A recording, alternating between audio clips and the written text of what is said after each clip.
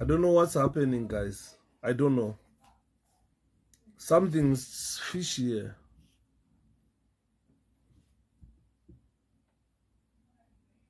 Something's fish. I don't know what's happening.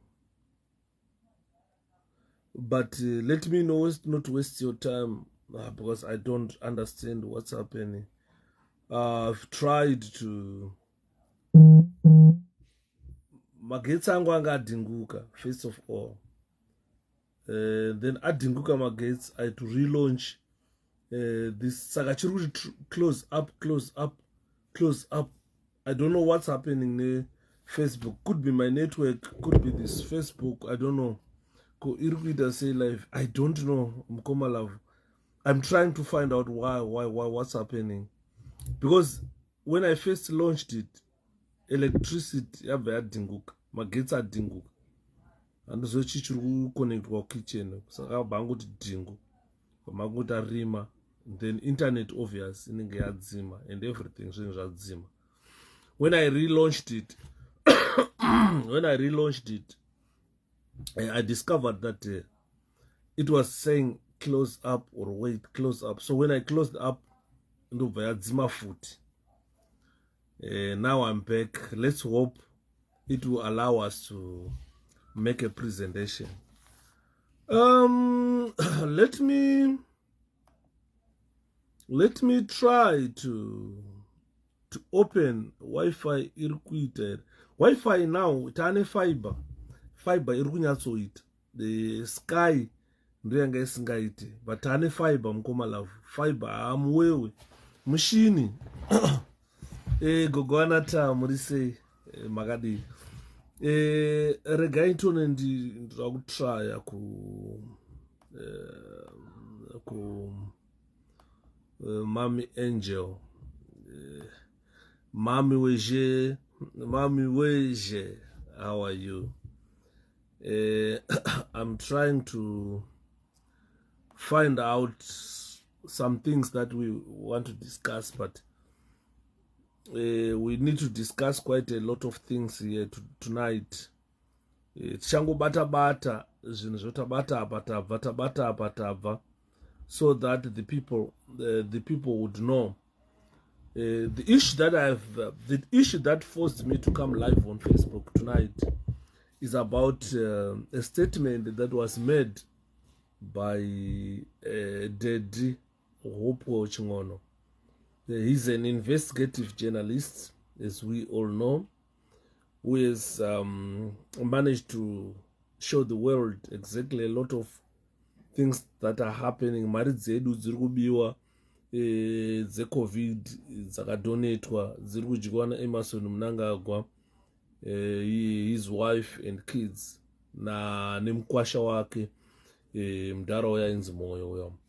So he did a lot of work in our country to the extent that he got some accolades, some recognitions from the different countries, wana Dubai, nyika dzakawanda, journalists of the year in Africa and so forth. They do hope vakawana a lot of awards concerning his work as an investigative journalist. He has got a lot of awards to the extent that zvinhu zvavainyora pa Twitter, Facebook, kupi zvinhu zvazviri in line with exactly what the opposition thought and what the opposition wanted to do. Sorry Mkoma, I love now serious matters. A lot of things. So all of a sudden, Mkoma Hopewell Daddy Hope went on Twitter and wrote, in Zimbabwe, the opposition is now truly dead as a dodo. This statement is ruffled feathers. A lot of people are condemning him. A lot of people are saying all sorts of things. A lot of things are being said against the Hopewell. As a result, I've seen a cartoon from Newsday or Zimbabwe Daily There is a very good cartoon in Zimbabwe Daily where the Hope watching on is seen standing. Achitaura kuti kuna President Chamisa, you are not doing enough. Uri kuwanza mavhesi. After a statement that he made on Twitter that in Zimbabwe the opposition is now truly dead as a dodo. There are quite a lot of things that the Hope watching on must consider. I'm from the military background. I'm a former prison officer who has been in the government, in the military department in the paramilitary department of Zimbabwe government. What I know, like beyond the misunderstanding, pane zvinhu zvakawanda the Hope watching ono zvavasinganyanyoziva zvekuti tinenge chida kuti tikaita malive on Facebook kana vachiteerera malive iwaya vabatsirikanewo as well. You guys, I know you underestimate information yandokupai panapa, but take the information that I give you seriously, because most of this information imwe yacho ndinoipuwa nevanhu vari within the military, vanhu vari mumasiaiwo, vanhu vari munana prison, vanhu vari kupi. I talk to different people, a lot of people, high ranking defense forces commanders. Ndotaura nevanhu vakawanda inini. Saka the information that yandinoya panapa izhinji yacho ndinoita simplify. Imwe information yacho ndinochiitira kuti isave identifiable, because ndikataura exactly zvinoidentifya vanhu, source of information, ndopesera ndakuurayisa vanhu. Ndakazomboingwa kuinbox neboys rangu rekuprison vakati Shepherd, the way you say it out zvakutokonzeresa kuti kana vanokupa information yacho vange vachitya nenyaya yekuti hauna secret, andiona. Saka it might lead to the identification of some of these people. And as you know, Zimbabwe government inouraya, anditi hapana asingazivi kuti Zimbabwe government inouraya. Musaka mana ndaitaura nezuro kuna Kasikuwere ndikati nai Kasikuwere, sei usina mwoyo wekubereka, sei usina mwoyo weubaba? Vana vaitaidza mara vari kuchema, vari kufuti kubaba vedu vari kupo. Every day mukadzi waitadza mara anobuda achitsvaga murume achimushaya. But you guys, you are there, vana Jonathan Moyo, vana Savious Kasikuwere, you all know exactly what happened to Itai Dzamara. Why can't you just come out, guys, and tell us where you put the board if he is dead, or where you are locking him up if he is alive? Tell us, and even a closure to Itai Dzamara's case. You understand? So these are some of the things that even the Hope watching on should be considering before making my statements. I gotta say why. Could in Zimbabwe the opposition is now truly dead. Sometimes I wonder what people think when they say the opposition in Zimbabwe. Is he not the opposition? I'm not sure. Because no gonna put in the opposition, vasiri opposition. Because the opposition is truly dead. Does that statement include him as well? Because he is part of the opposition to the current regime, to the current government.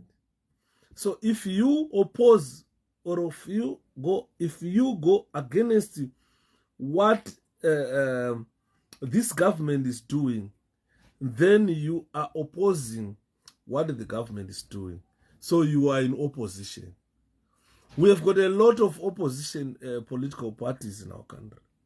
We have got a lot of opposition political parties. Ukadakutarisa general elections atakapinda at 2018.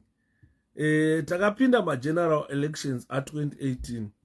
Pavene 23 presidential candidates. Out of those 23 presidential candidates, ZANU-PF people or the journalists in Zimbabwe, I don't know, are they not seeing other opposition? Because it's not about Triple C alone. We have got my political parties, I gotta say Free Zimbabwe Congress, the political party that is led by Joseph Makamba Busha. We have got Movement for Democratic Change. Is an Anzinawe Yud Wagurasika Papi Simbano Tukudi. I don't think in Rukurasika Mkoma Lloyd, because I've got a very crucial presentation that I want to make. Just wait for my presentation, then comment later. Unless if you just want to disrupt the flow of the presentation. But without munzwisise what I'm saying. Triple C haisi ndiyo chete opposition political party iri muZimbabwe. Inini I'm Triple C. The unfair criticism that is being laid on Triple C, that makes me come live on Facebook and try to explain certain things. Kuti majournalists kana maakutaura zvekufa kweopposition in our country, muri kunongedzera isusu chete matriple C kuti opposition yafa. We are not the only opposition political party in our country. This is why I'm telling you, Analoid Dembe, we are not the only opposition political party in our country. And in Mona, zvekuti not opposition politics zafa muchinongedzera isusu kuti opposition political zafa muchinongedzera Triple C. Triple C is not the only opposition political party in our country. Ndakutanga kutaura opposition political parties which contested the 2023 elections, 2018 elections. Akaita se Free Zimbabwe Congress that is led by Joseph Makamba Busha. It's an opposition political party.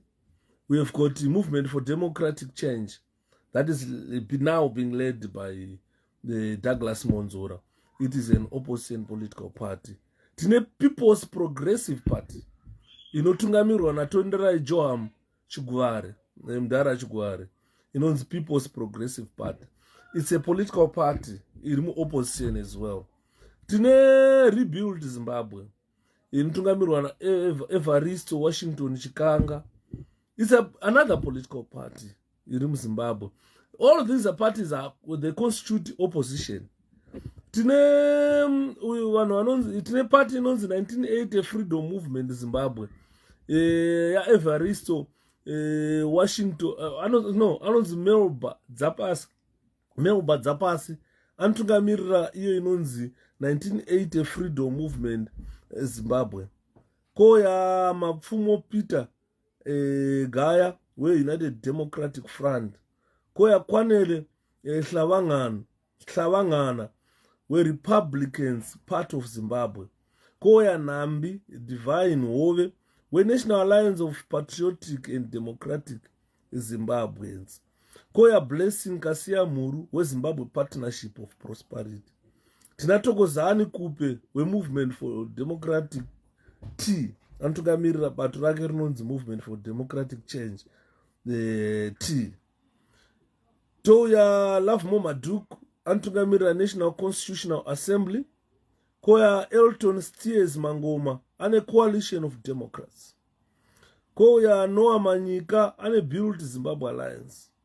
Koya Violet Mariacha anotungamirira party inonzi United Democratic Movement. Koya Emerson Dambudzo Mnangagwa who lead the ruling party ZANU-PF.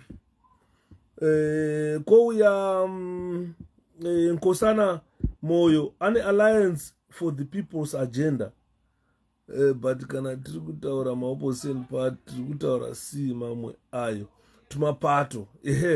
Ndo zvandoda kuti titaure Mukoma Love kuti this unfair criticism of Triple C, this must stop, especially when we are talking about Daddy Hopewell chingono vachitaura opposition muZimbabwe yafa as Dodo.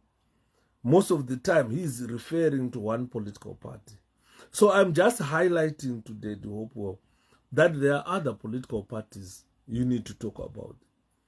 If people are not happy with the Triple C, that is not the political party in Zimbabwe. People can join any of these parties that I'm talking about. This is the health of democracy. It's not about Triple C alone. That's the health of democracy.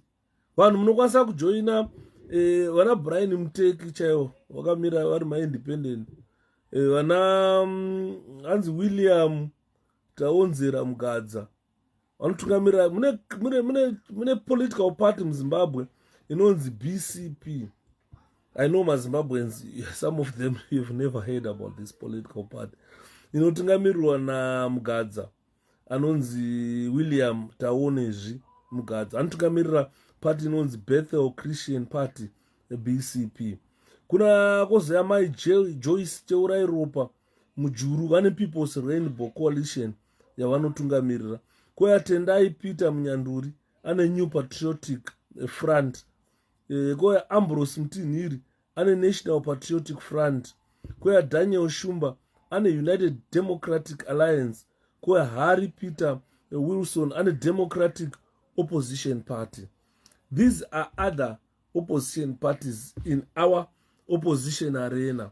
So if people are looking at the opposition vachitaura kuti opposition yafa, as I'm talking about the statement yadid Hopewell chingone kuti in Zimbabwe the opposition is now truly dead as a dodo. So research yanangandichita, I wanted to establish what a dodo is before we take his criticism lightly. Let's look at what a dodo is. From the research that I've done from the internet, people might not know, but let me tell you that a dodo is an extinct flightless bird of Mauritius. Yanga iri shiri yanga isingabhururuke. Asi shiri yaiwanikwa ku Mauritius. Mauritius iri mu Indian Ocean. Ndo maiwanikwa shiri kudhara. It was one of the 3 species that constituted the family inonzi Raffaide. This is like Italian word. I can't pronounce it, but ngotora ipapo kuti Raffaide pacho amenu pamundo zvazvorevera. Usually it is placed with pigeons in the order of columbiforms. Zvakadange ma pigeons aya. But sometimes separated in a star yega, in a star where I know a scientific name, but shiri yanga isingabhururuke. This bird is now extinct. Ya shiri yekuti aiwanikwe, akusina kwainowanikwa, aichawanikwe panyika, yakango tsakatika zvezvekuti vanhu vakaiparadza, yakaparadzwa nenzira dzakawanda stereki. This dodo bird. Ndachitaka research kangu ndichida kunyatsoona the meaning of this bird yamoti dodo kuti zvakambomira sei. The dodo is this bird, you know, the dodo is renowned for being extinct. You know, zikanwa seshiri isisipo. This dodo is renowned for being extinct. Indeed, it is an iconic or an icon of extinction. Chinhu chisawanike, chinhu chekuti kana mukachitsvaga panyika panapa hamuchakwanisi kuchiwana. Andimona. Semunhu ane know-how ke-intelligence, myself, tinombobata-batawo nhaurwa dze-intelligence gathering tichiona kuti zvofamba sei. I'm not a CIO, I've never been a CIO, but ndiri munhu ane passion to understand kuti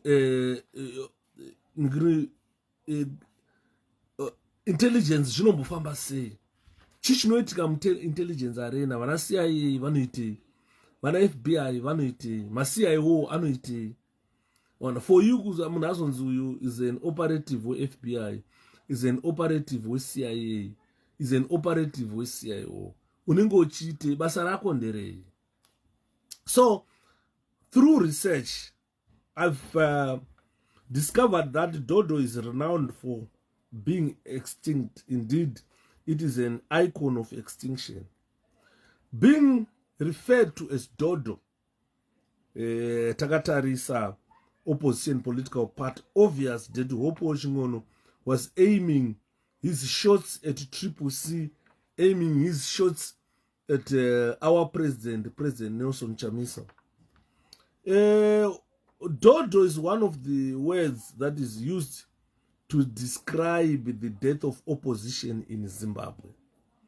Since the bird Dodo is renowned for extinction, so in other words, Dedu Opochingono is seeing us as opposition is in extinction. It seems as if opposition yaivene vamwe vanhu vaitozikanwa kunzi ava but pavakangobva vanhu ivavo vachingopera kwakasara munyika musina opposition. In other words, Hopewell is saying there is no opposition in our country. This is what extinction or opposition being referred to as Dodo. Looking at the cartoon from Zimbabwe Daily, where Hopewell is standing, putting a scarf in his pocket, a ZANU-PF scarf, a symbol of corruption for ZANU-PF people, a symbol of corruption for the gold mafia. Yes, the cartoonist put a scarf in his pocket, and there's President Nelson Chamisa being manhandled by different people with the scarves.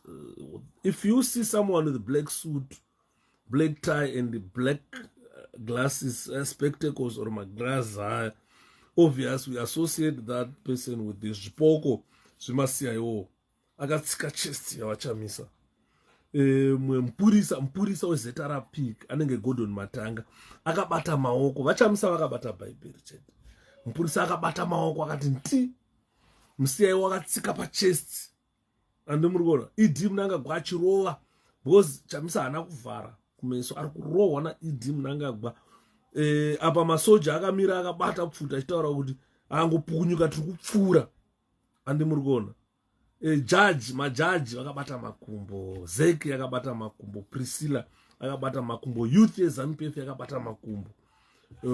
Pane zimboma rakangoiswa apa rakamirira kupwanya musoro. This the scenario that the opposition political parties in Zimbabwe are found in, where the police does not allow them to hold any demonstration, does not allow them to hold any rally.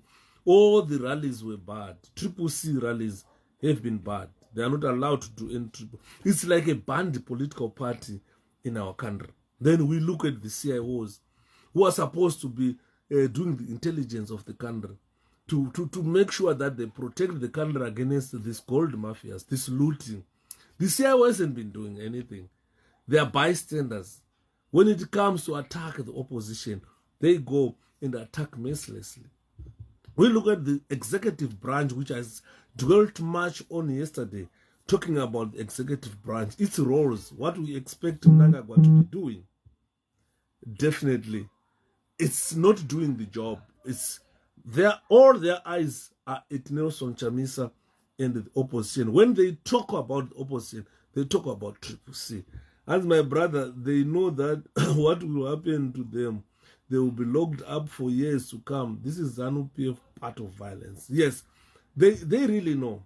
So, if you look at the army, the Zimbabwe army, under Valerius Swanda, we never thought that our army would be so brutal under Valerius Swanda, because people were highly regarding him as an impartial person, someone who ensured that the defense forces, the way to defend the country.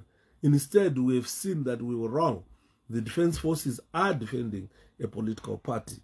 So if you look at the ZAC, which is supposed to play a fair play, to make sure that we have got undisputed elections, free and fair in our country, they're holding Chamisa's legs so that Chamisa cannot do anything.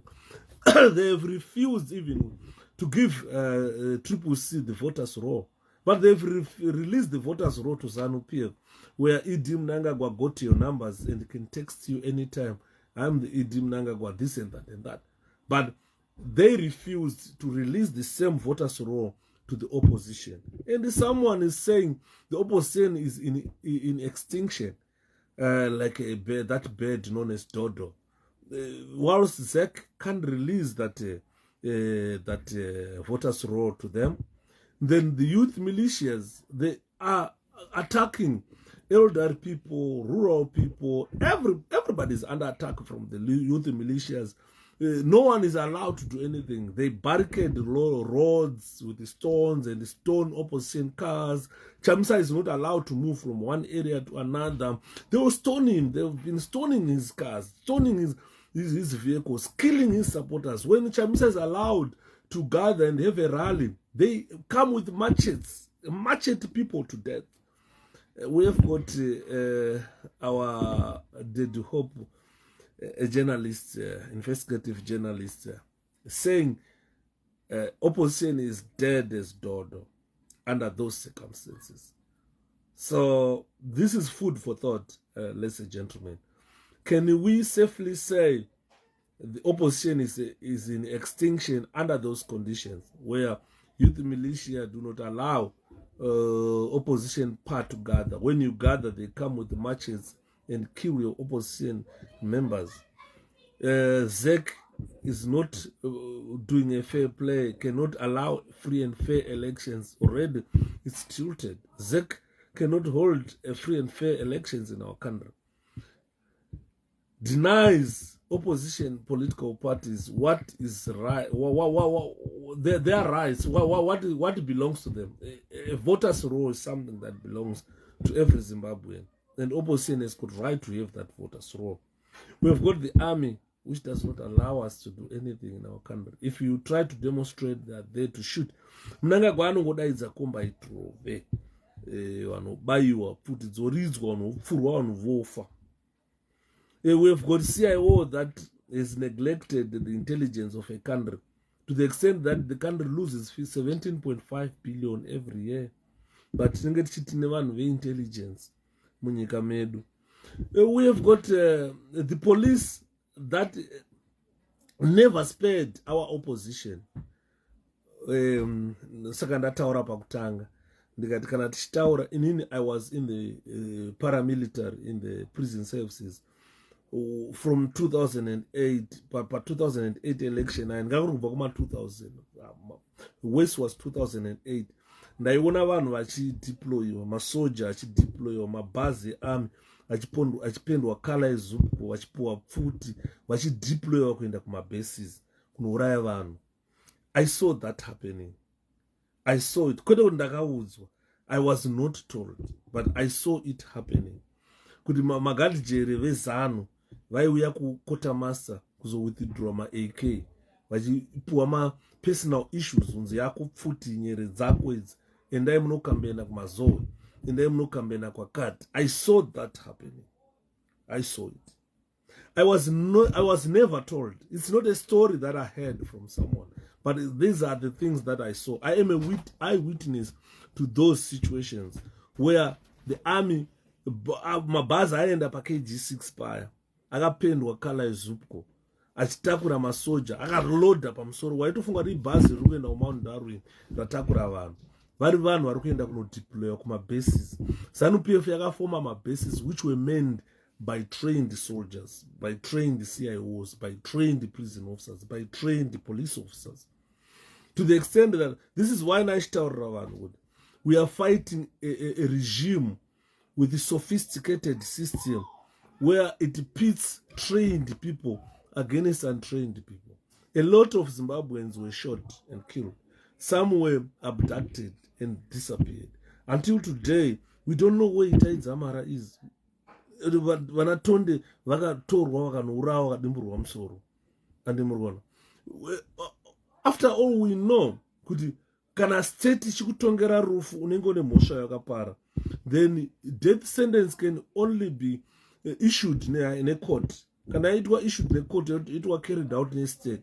But we have got a government, a regime that deploys soldiers to go and carry out death sentences to untried people, to people who never committed any crime. Imagine, nasi ndikutaura pana mangwana I'm shot and dead murodo, ana mhosva yandakapara. You understand?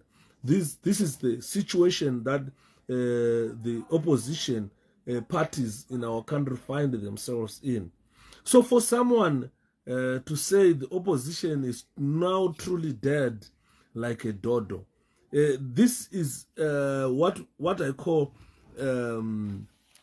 unfair criticism, considering what President Nelson Chamisa has done so far.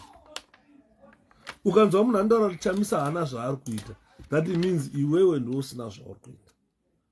You cannot stand and say Nelson Chamisa is not doing anything according to this situation. I had the shock of the day. Pandakanzwa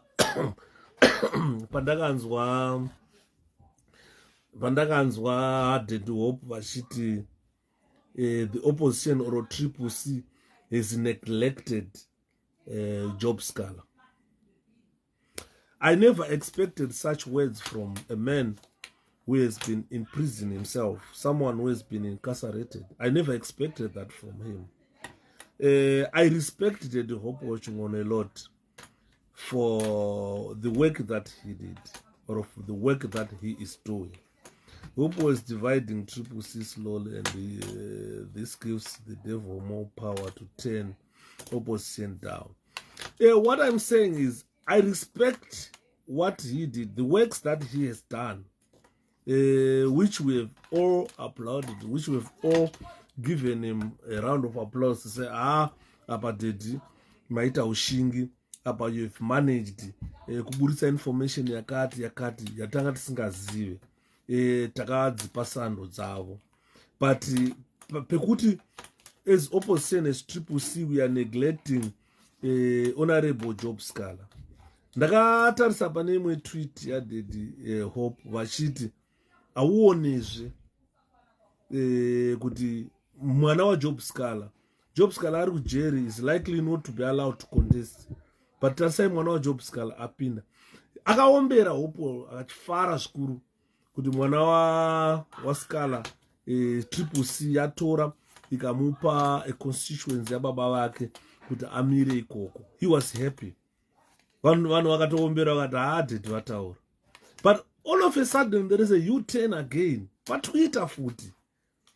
Dedi vakutaura kuti mwana wayo asati akura is not matured enough. Ndazoti izvazvipi izvi. I don't know whether it is the same account yadedi Hope Waching'ono or pane mumwe munhu akaopena account achizviti Hope Waching'ono. I don't know.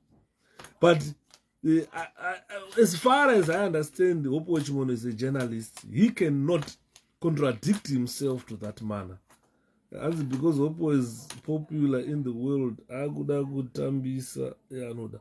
Yeah, but nasi vabuda vachinyora kuti Triple C magona. Maita kuti Job Sikhala Jr.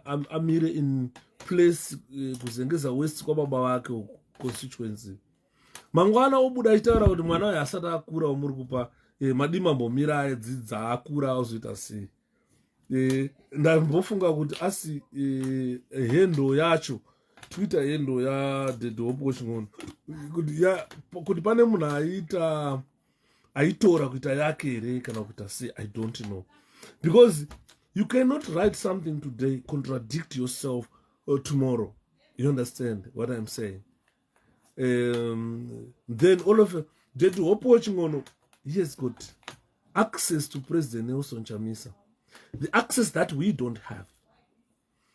As Triple C supporter, I have got no access to President Nelson Chamisa.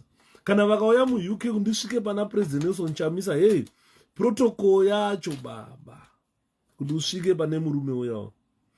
But surprisingly, Dead Hope Waching'ono vane access kuna President Chamisa. Dead Hope Waching'ono vanoenda kumba kwa President Chamisa.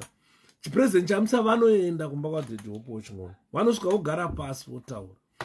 Truly speaking, if there is nothing that President Chamisa is doing, I think Dead Hope Waching'ono vaifanira kugara pasi votaura na President Nelson Chamisa. Tona semunhu ane foni yavachamisa, semunhu anoenda kumba kwa vachamisa. Vachamisa vanoenda kumba kwa Hopewell. Andidi maona. Kutozozviverenga paTwitter kuti opposition yafa. Mukada kutarisa video yandaisa yanhasi, president wanga ari kumarondero. mungatarisa vanhu vanga vari pamarondero. Vanhu ava vari muZimbabwe havatakurwe nebhazi. Triple C haina mabhazi sezanu. ZANU-PF kana ichienda kana kucheche kunonzi kumbugu, kuchechi dzavo dzembanje idzi dzeZion idzi, anotuta Zimbabwe yese kuenda nayo kuZion Mnangagwa. Kana achienda kwaanoenda mabhazi ese eBelarus anenge ari busy kututa vanhu vacho. Same people buzzed from one place to one point to another every single day. Kana achiadresa vanhu Mnangagwa anonga adresa the same people. Ande muri kuona. Ndopandaiseka last time ndikati tonzi tainzwa zvimasongs zvonzi musangano wakasimba kumasero, but primary elections which just ended exposed ZANU-PF. Vakatadza kusvika 1.5 million people vakavhotera primary elections. Ukatarisa out of the one number yavakatadza kusvika 1.5 million yavakatadza kusvika, 90% of them were spoiled papers, spoiled ballot papers. Waiona 5 akanaka, 651 spoiled ballot papers. This must give you hope if you are Zimbabwean kuti ZANU yaenda. Andimona kana teti hope vachitaura kuti opposition yafa, hapana zvavari kuita. I don't think this is the hope watching on we know who has got access to the president, who has got access to any member of the Triple C, even access to ZANU-PF, because ndaitaura ndikati for Hope watching on to expose the information that he is getting, telling us that mari yedu ye-COVID yakabiwa naMoyo, Minister Moyo, Minister of Health, ndiye akadya mari yese ndiye akadya mari yese ye-COVID nevana vaMnangagwa nemukadzi waMnangagwa, kuti vawane information iyo vakagara mumba mavo. Haiuye information iyoyo. Vanofanirwa kuva vantu nemaconnects within, vanhu vanovafeedawo information. Information yamonzwa yandotaura ndakagara panapa, ndinofeedwawo nevamwe vanhu vari musystem information iyoyo.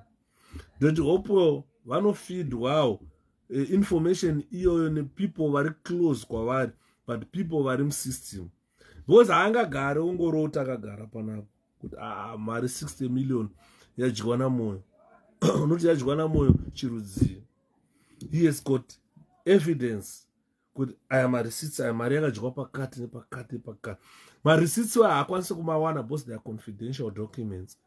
He cannot access them. Iye asiri employee of Ministry of Health and so forth. But as a journalist, anema connections mukati mo anongoiwana yonzi mdara ota photocopa ngazvibudezvi. So to get that information, it needs collaboration with other people who are within the system.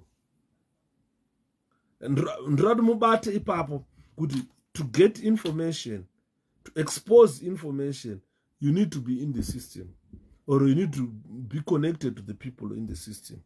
Hakuna information inouya wakagara panapa usiri connected. Vanhu vanokupa information vachiti vari kupa ani. Because that information inini handina kuiwana, because I'm not connected to those people. Iwewe hauna kuiwana because you are not connected to those people. He got it because he is connected to certain individuals privy to that information. So if you attack the opposition to say they are doing nothing, then that is not correct. Because the people who are giving you that information, they are opposing government. They are opposing whatever is happening within the ministry they work. And they are part of opposition who are giving you that information to expose it. So if you say opposition is dead, whilst you are able to access that crucial information for the people, for the world to know, then opposition is not dead. The opposition is not dead. Because andizivi politics dzacho kuti kana vachiti opposition yafa vanenge vachireve. Because he has got access to the president. He can propose certain actions that he wants the people to take. President vanozvitora voendesawo kune executive yavo vogara pasi voti zvinoita here izvi. Vanhu vari kuopposition vaivai vazhinji vacho madoctors, vamwe vacho maadvocates, vazhinji vacho vane maqualifications atisina isu, zvekuti kana vakagara pasi there are people who reason kuti vazobuda nepolisi vanenge vafunga, vanopuwa mukana wekunoresearcha nekufunga toita sei nenyaya information yatinayo, information itoiburitsa here. Can we start demonstrations now? What is the heat like outside? What is the military reaction? Mune contingent plan here. If this doesn't work, toita sei kumbero. So ndopanonge pakupinda risk and loss control, risk assessment.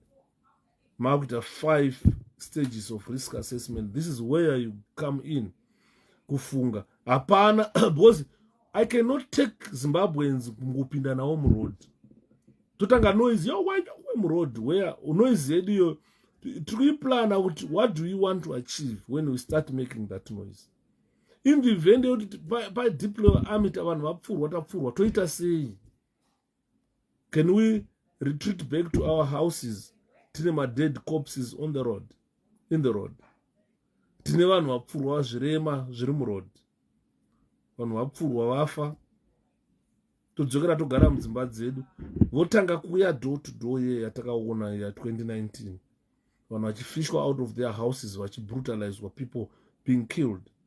What support did we get in 2019 to help those victims, those with gunshot wounds, those who died? Did we manage to bury them? Tine zvirema ezvinezvi zvakaurawa 2019, zvakakuvadzwa 2019, door to door campaign. We've got a lot of people who went missing in 2019. Can we repeat the same thing? Handina kuona zvine results. Hanzi tozviziva kuti top leaders SCC haadi Job Sikhala. Ndozvacho. If dai tichiti alright, mukoma Sikasika. Zvekutaura naDad Hope kuti top leadership CCC haidi Job Sikhala. Why did they allow mwana wa Job Sikhala to stand in that constituency? Ndopanda achitaura kuti kana Dad Hope vanga vane any other method yavari kufungidzira kuti maZimbabweans dai vaita, why can't he propose it? Because singotaura kuti CCC top brass haidi Job Sikhala. Hanzi haidi kuti ndingopropose kuti haidi Job Sikhala. Pasina tisingataura kuti havadi Job Sikhala nei, nekuti CCC is not a political party that arrested Job Sikhala. CCC haina mapurisa akanosunga Job Sikhala. Haina majaji ari kurambira Job Sikhala bail.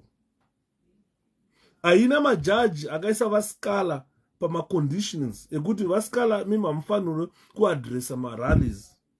Bozi ukada kuona reason iri kurambirwa Sikhala bail ndeyekuti akaadresa rally iye ari pacondition yekuti must never address a rally or must never make public addresses. Saka vari kuti hapana machanges aripo. VaSikhala vakatyora mutemo webail condition. Ndo zviri kutaurwa nemajaji. Saka handizivi kana vaSikhala vachinzi vatyora mutemo webail condition, isusu seCCC toita sei? Ndo patiri kuda maideas kubva kune Hopewell Chingono, because everything he does opposes the government. Saka he should be able to have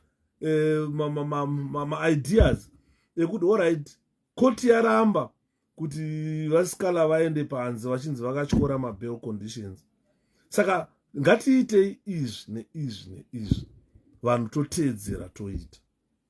Kana zvichigona, kana Hopewell Chingono vari 100% sure kuti maZimbabweans tikati handei kuchikuru maximum tonopinda muchikuru maximum tibude takabata Job Sikhala. Kana tichizvikwanisa kuita zviri zvavari kuda kuti maZimbabweans vaite, ngavatitaurire the way to do it. Toenda kumaximum prison tonobuda takabata vaSikhala. Still tikabuda takabata vaSikhala tavabvuta kubva muprison.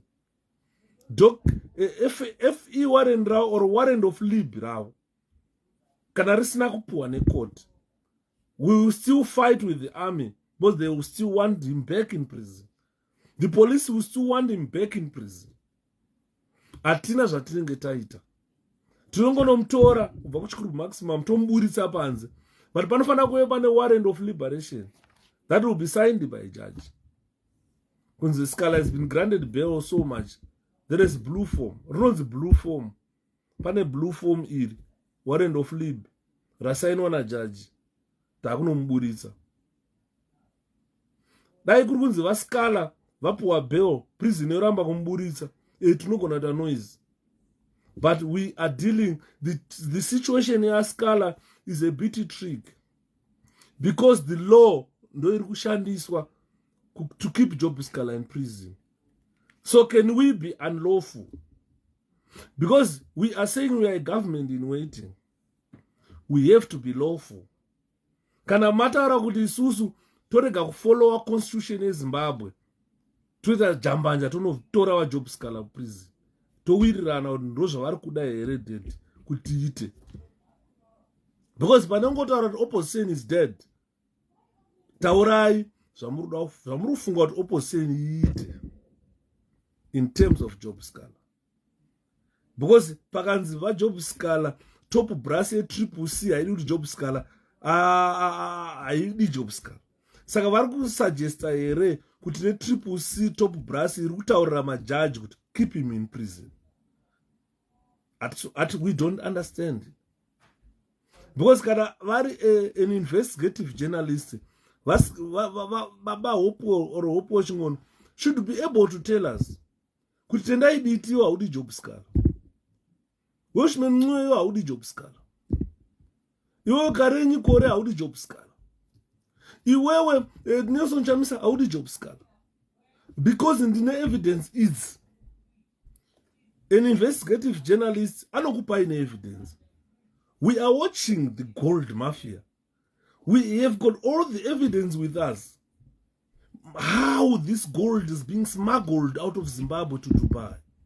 To all evidence zacho. In 2008, I did a vote rigging a video. I showed you evidence of how elections are being rigged in Zimbabwe. There's evidence.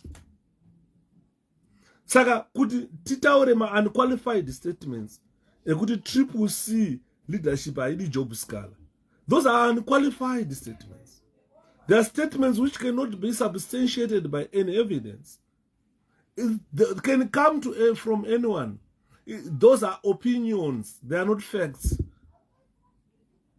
Even vaSikhala kwavari kana ndikanovaona kujendotaura CCC haikudei mdhara.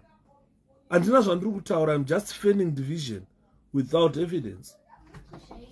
But tikauya tikapuwa evidence kuti aiwa zvakati izviri kuitika, people would know. Because right now we are facing a crucial election where we don't want those people vari mutop C executive CCC vasingade Job Sikhala. Because Job Sikhala tinomuda isusu. We love Job Sikhala. I love Job Sikhala. You love Job Sikhala. If there is someone who personally doesn't like Job Sikhala in CCC executive, why can't you come out? Tell us who we are, because CCC is an organization for Zimbabweans. So tell the people, who doesn't like Job Sikhala?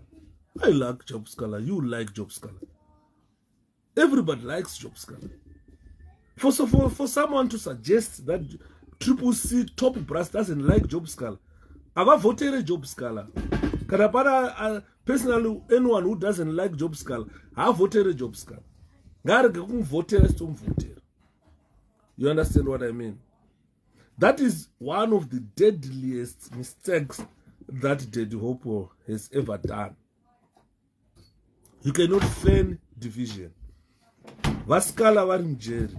It's not easy kugara mujeri 300 days. I'm a former prison officer. Pachikuru maximum paipa ndopaziva. Kumuna FB 1 kurugara vanaSikhala ndokuziva kwese. Kumasingle cells kwese ndokuziva. Andimona. It's not a nice place kuti vaSikhala vanga tingafarira kuti vaSikhala. Can you close my door? Okay. It's not a nice place kuti vaSikhala vanga tingada kuti vagare mujeri. Hapana anda munhu agare mujeri. Wese kugara mujeri 300 days usina kutongwa. Unoziva kuti ndikakurova mbama ndikasungwa nemapurisa, ndikaenda mukoti ndotongwa 60 days mujeri. 60 days dzinoita gore baba. But we've got someone who has been in prison for 300 days. Ari kupomerwa mhosva yekuti akabatwa guilt anotongwa 2 weeks in jail. It's injustice. And for someone to come and say, because kune munhu asingamude mutriple C, who in triple C ane mapowers ekudza majaji kuti iwewe munhu usamuburitsa muchengete for 300 days.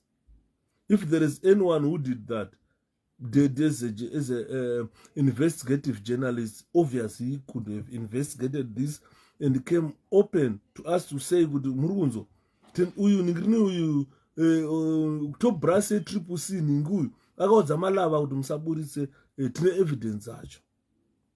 Tell us. Because opinions, your opinion is not a fact. And we don't work on opinions. Musaka ndakataura kuti Job Sikhala achiri kujeri. Vanhu chimbomirai kupaka Job Sikhala mashoko. Achabuda anotaura ega. Haasi Job haasi munhu wekuti anotadza kuzvitaurira. Imbonyararai kusvika Job Sikhala abuda. Musamupaka mashoko. Takazonzwa wana monzora kuti ndaenda kunoona Job Sikhala kuri kunyepa. Takazonzwa vanhu vakuti chamisa akadzingwa kunzi Job Sikhala akati handi kumuona iye arambidzwa neprison kupinda. Chimbomirai kuita politics isina basa na Job Sikhala. The man is suffering. No one likes to be in prison. He is really suffering in prison. Chikuru maximum ndoiziva ini. I worked there. Ndakazodza mumwe munhu parapa aida kuwanza ndikamuteerera shamwani.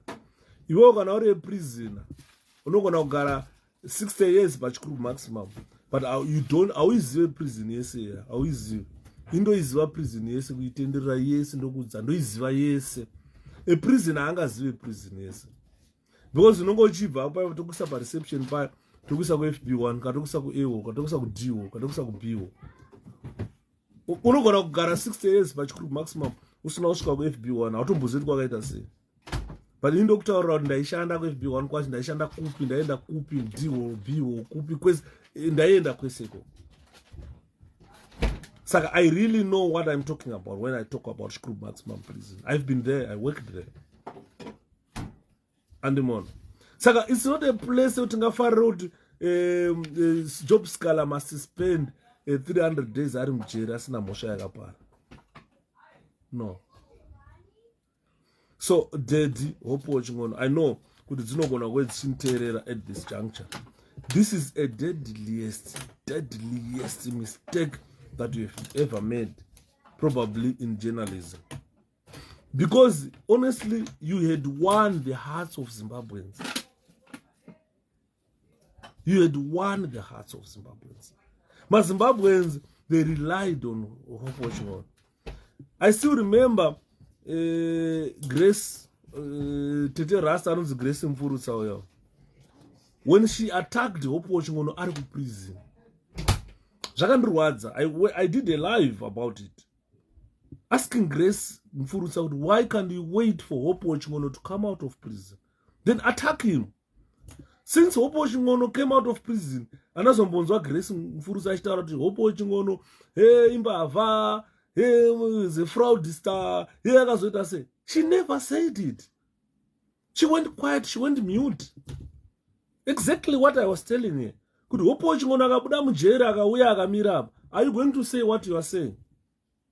I was pissed off by that lady. Ndikamutaurira nezvimwe zvaanga asichazive Grace Mfurutsa.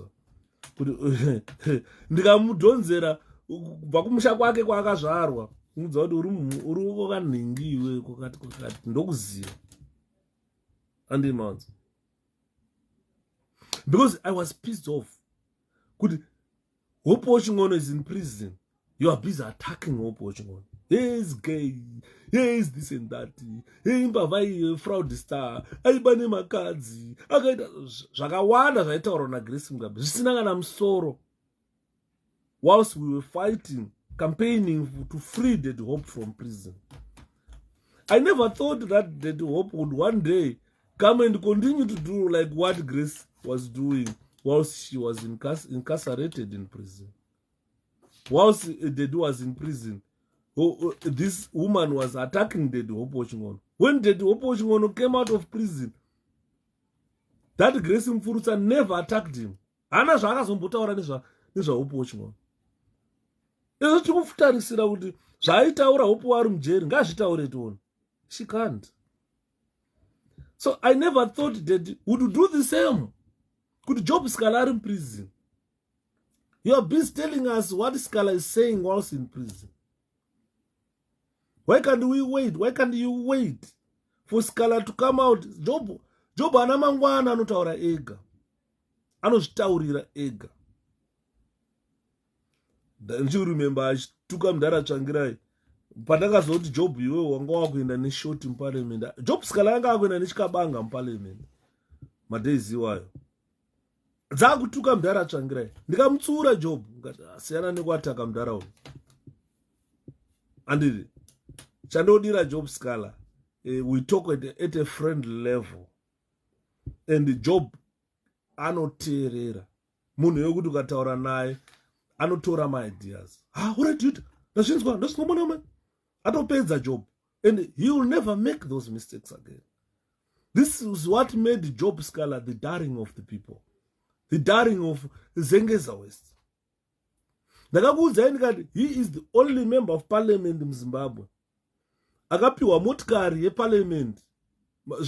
Nissan had board zvakudhara shangoya had board Job Sikhala akaitora ndakaseka ndichitaura nabiti zvikanzi wambona MP wekumbare tichaona munyanyi ndikati inda zvikanzi atora motikari aenda naye kumbare anosirwa bull bar kumbare vanhu vekumbare vanongotora simbi vogadzira bull bar they don't weigh kuti vanoti simbi haikuvadze motikari biti chikafanira kuseka kuti bvu zvikanzi ndo chibaranzi yuda chekuitwa nevanhu ungatora motikari uenda kumbare unosirwa bull bar rowiwa kunoti ari kuvadze chases ari kuvadze motikari iri rikaiswa pamota. Andoona Job Sikhala akatora motikari iyoyo akaitengesa. Zvimanisa had bought it. Job took that car, sold that car, akanovaka musika wemamai aitengesera panze achinaiwa nemvura. Job Sikhala akavaka musika. Nanhasi pandoine vanhu vari kutengesera pamusika ipapo. Musika ukavakwa naJob Sikhala atengesa motikari yekuparliament. He became the darling of the people.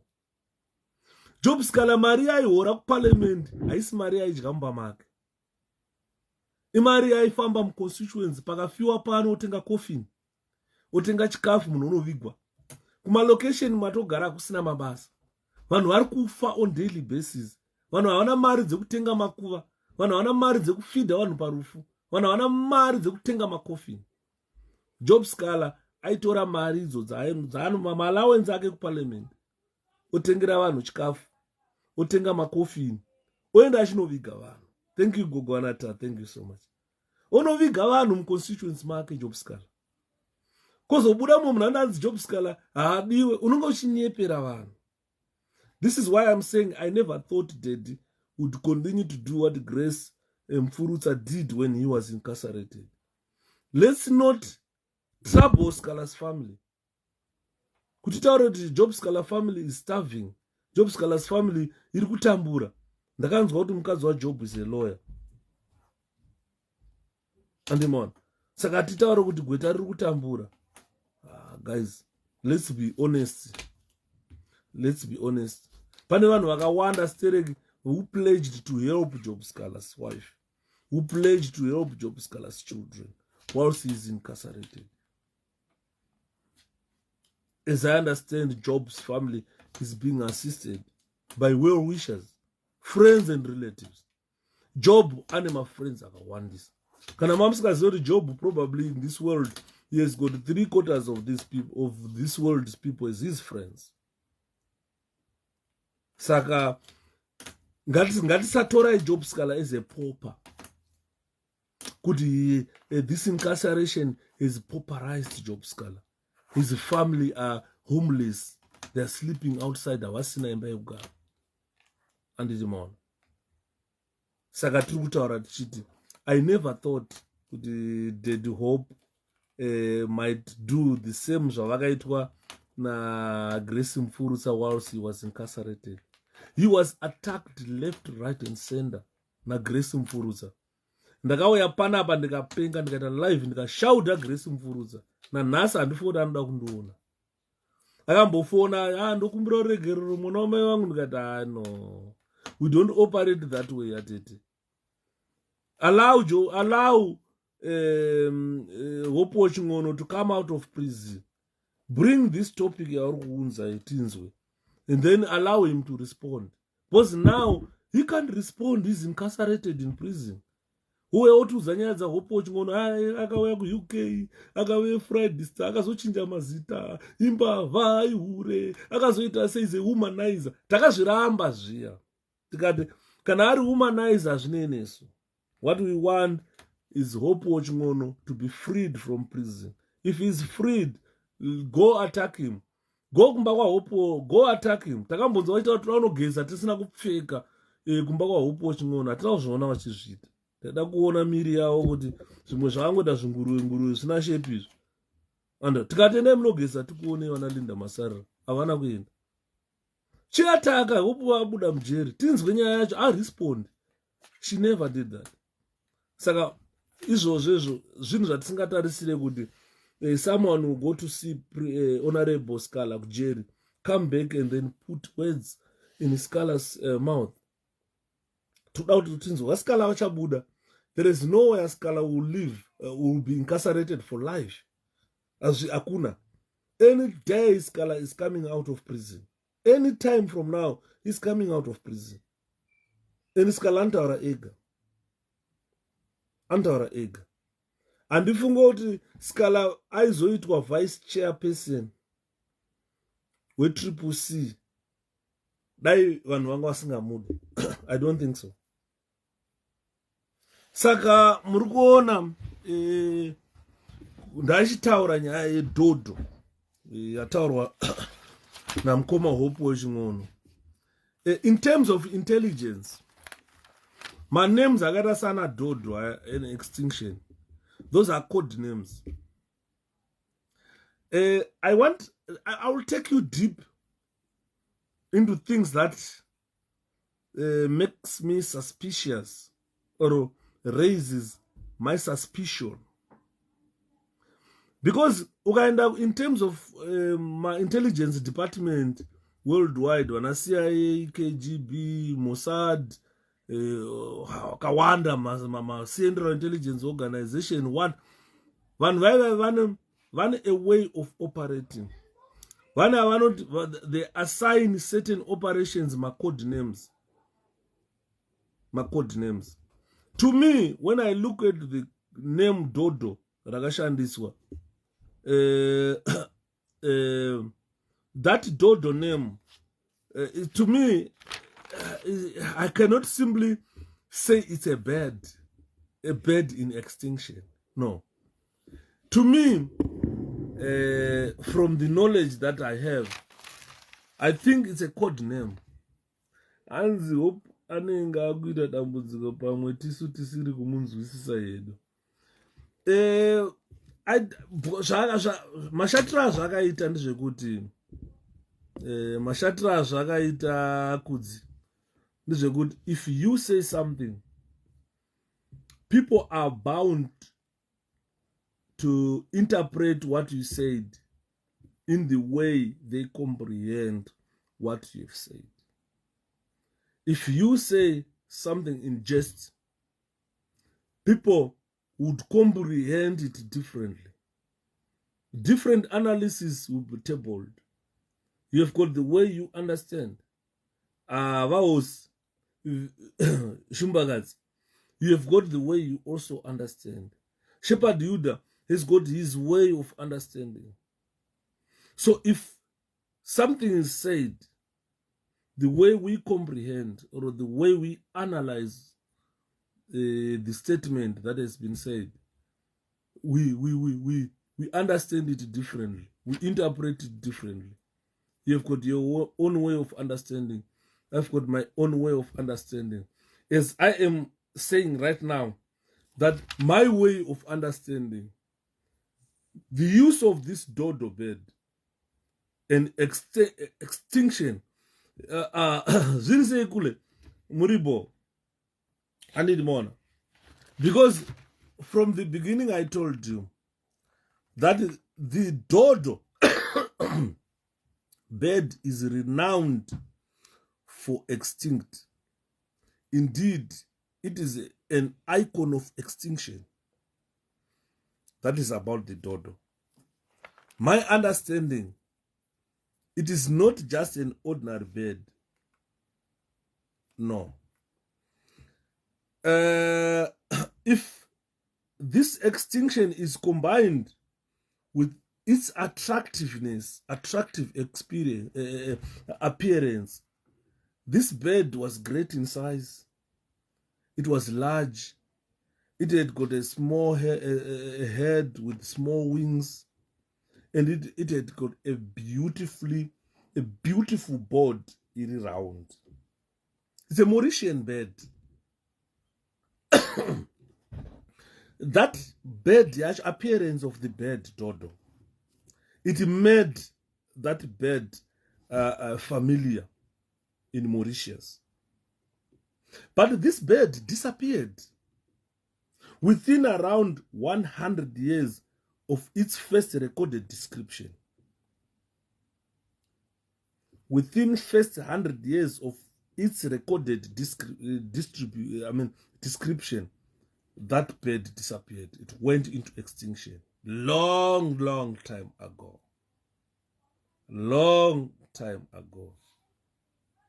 And today, people, they've got, although you guys, or although people around the world, they have got information, or they gained information, or they've got an idea of this bird disappearance.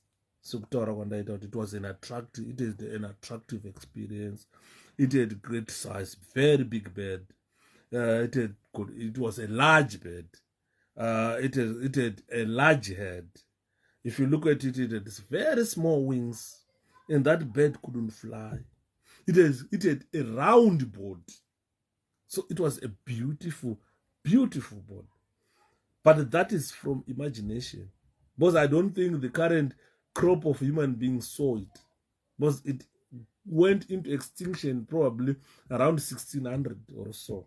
That's when it went into extinction. The current people in Mauritius, they never saw it. They never saw it. I never saw it. You never saw it. And you'll never see it. And the bird went into extinction. And so, to me, there is insufficient information or evidence to form an accurate picture of this bird. I want you to get this idea of a Dodo. So it just led to a lot of speculation. It just led to the people who are describing it today, considering the era, the period this bird went into extinction. People are just speculating that this looked like this. So the story of Dodo, it is pieced from different fragments, various fragments, to bring it together, to make it physically look like, people to think how physically the bird looked like, literally how it is described. So as a result, this word is, to me, considering this, I see it as a word that is employed or used by the intelligence department when they want something to disappear, or when they think they've worked enough or they've done enough for the opposition to disappear in Zimbabwe. Don't quote me wrong, but I am saying the throwing of this word Dodo, considering what that the bird went into extinction, probably we had someone who was working from behind the scenes to make sure that opposition die in Zimbabwe. So this is now a way of telling the people who funded him to say, look guys, I've managed to do it. The opposition is now stirred as a Dodo. Which to me I'm saying could be a code name for extinction of opposition politics in our country. So anyone delving into Dodo literature should be aware, should beware. Most of it's poorly written and badly conceived. Most of its story or features or whatever is poorly written. It's badly conceived. And it's contradictory. So this could be a way of telling the people who funded him, or the people who financed him, or his handlers, because there is an intelligence element in everything. I'm talking from an intelligence point of view, how things are done and how people, the handlers, probably they want to know the results. That probably you guys, you have been sent to do this for quite some time. Now we want to see the results. And this could be the results. To say, look, opposition politics in Zimbabwe has gone to extinction like a dodo. I worked hard to make sure that I destroy the opposition in this country.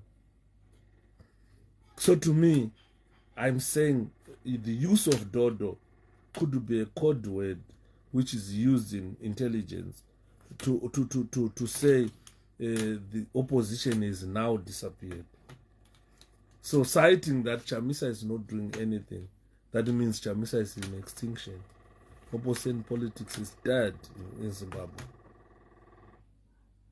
Because you can tell that the secrets, I said before that Daddy had access to the CCC president, had access to the top brass of the CCC, which he could have clandestinely collected information, or he could have overtly collected the information, that he could have been gathering information secretly, gathering intelligence about the operations of the party secretly, where Marco is Marco atichi. Marco ataura zvikanzi. I was surprised in kuti patairohwa, pataiabductwa nemapurisa tine maCIO tichita sei, taipuwa masafe houses ataigara. But chakandishamisa nchekuti Daddy visited us for an interview. We gave him an interview. The following day, we never thought that the interview would leak it to the Central Intelligence Organization. He would leak it to the police. And we were raided. Nema soldier. Asi takarohwa zvekurohwa nema soldier. Saka tizive kuti ko munhu abva panapa ndiani, atitengesa ndiani. Kuti masoja, I think ndobo vakarohwa na Jim kunaka paipa vakanzwa disappear. Some people were abducted from safe house ipapo. And on. But now people are connecting the dots. Could okay, those are Marco, Makomborero. Munakauya panapa, anoziva kuti aigara panapa, ndi Hopewell chingona. Akauya akaita interview. Atina kuziva kuti interview yaita, abva atora zvatataura zvakunopuhwa maCIO nemasoja. And the next thing we were raided, tikarohwa tikakuvadzwa. Atoisa nemapicture evanhu vakarohwa ipapo. Vamwe zvatove zvirema as we are talking. Saka ndosaka ndikutaura kuti zvataurwa naMarco Makomborero, maybe ari kuzama kuhighlighta kuti vanhu havakabvira kudhara vachishanda neintelligence neCIO, vachishanda nearmy, vachisource information, gathering secret or collecting secret information for intelligence, or a secret collection of intelligence. These people were working to collect intelligence, giving the intelligence to the CIOs. As a result, they were raided by the military intelligence, the soldiers, the police. People were brutalized, were butchered. Hanzi patakaenda kumapurisa, the police refused to detain us. Vachitaura these guys vamwe vacho vanogona kufa. But arikutanzi takatengeswa na Hopewell chingona. Andimona. Hanzi Simba anogara uzvitaura. Inini Simba, I was against Simba Chikanza all along. And munozviziva imimi Could even Simba Chikanza knows. Could I was against Simba. Simba itaura kuti munhu yamumuzive ndikati Simba. You can't attack Baba Daddy Opochinono. No. Instead, try to work together. Because he has got the information that we want. I never thought that this could happen. Ngoma taura icheten. I think you never thought as well. Kuti zvingabuda mabudiro azvakuita now. Towards a very crucial election. This is where the results of Dodo as a code name must be seen.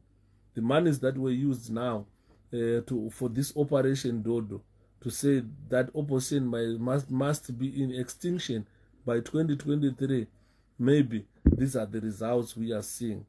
Because this statement has put the whole opposition into disarray, considering that Daddy had access to the president of the party, access to the executive, access to the intelligence of the party, access to where to collect that intelligence.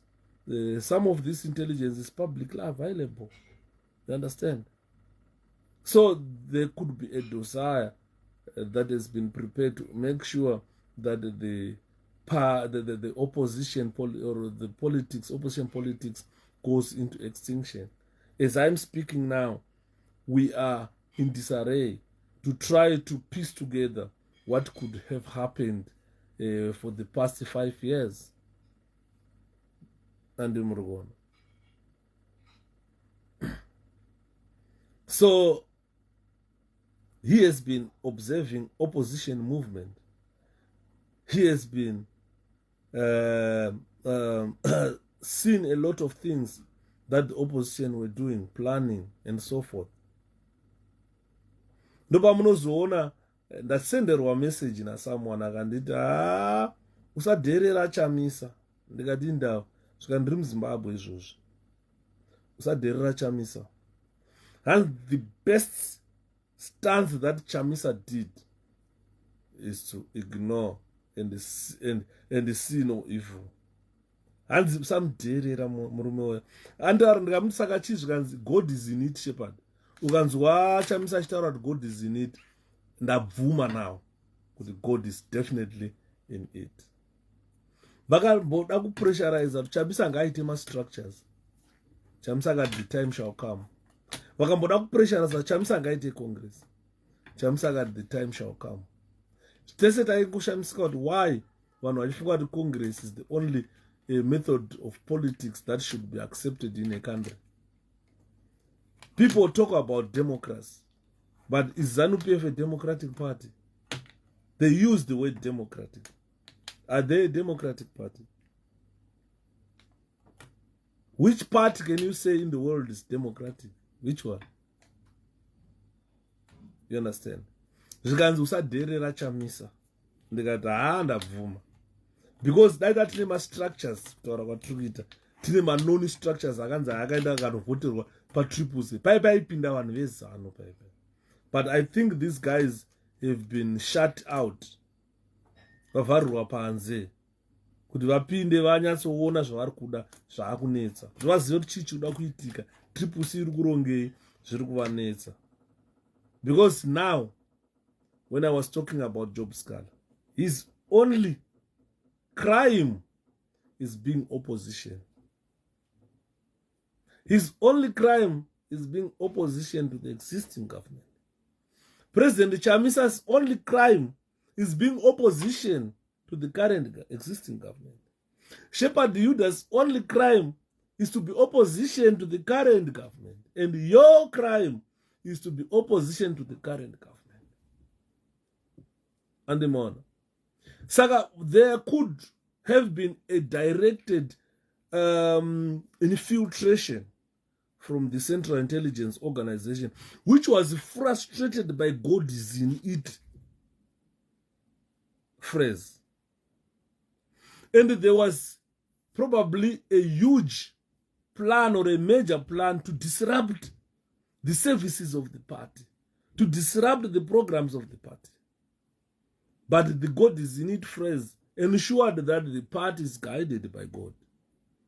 The cartoon that I have mentioned has got Daddy claiming kuti vachamisa, you are just quoting the Bible. You are doing nothing.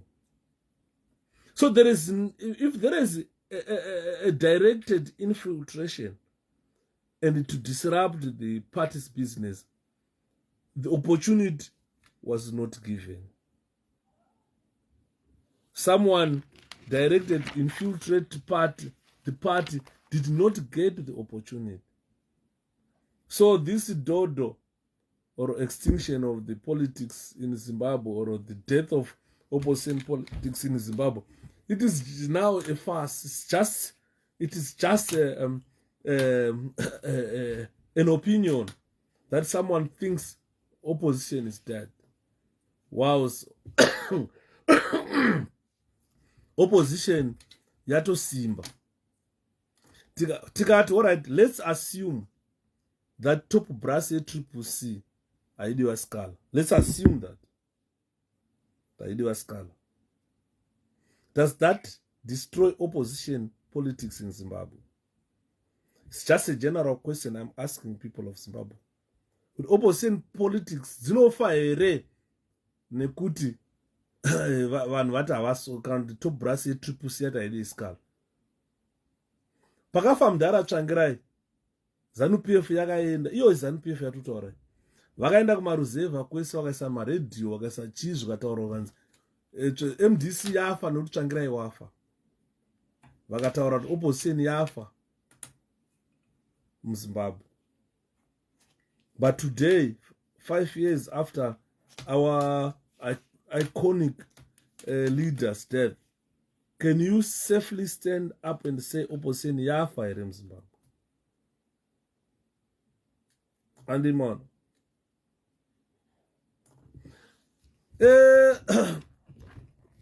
Nyaya iripo chaiyo. Pane nyaya iripo. Ndeyekuti ndinotaura zvandaudzwa. Hatitaura zvandoziva kana zvandaona.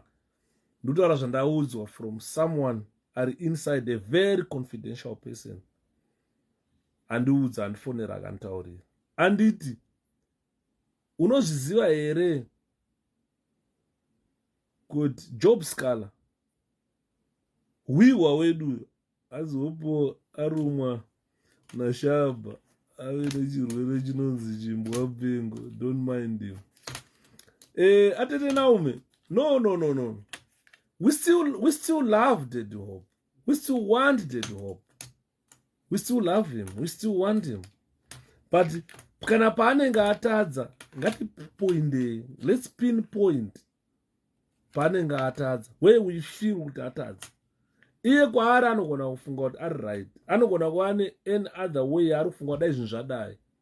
Saka haaone sekutadza. But isusu tinoona setatadzirwa. Nosaka ndachitaura ndikati we interpret these scenarios differently.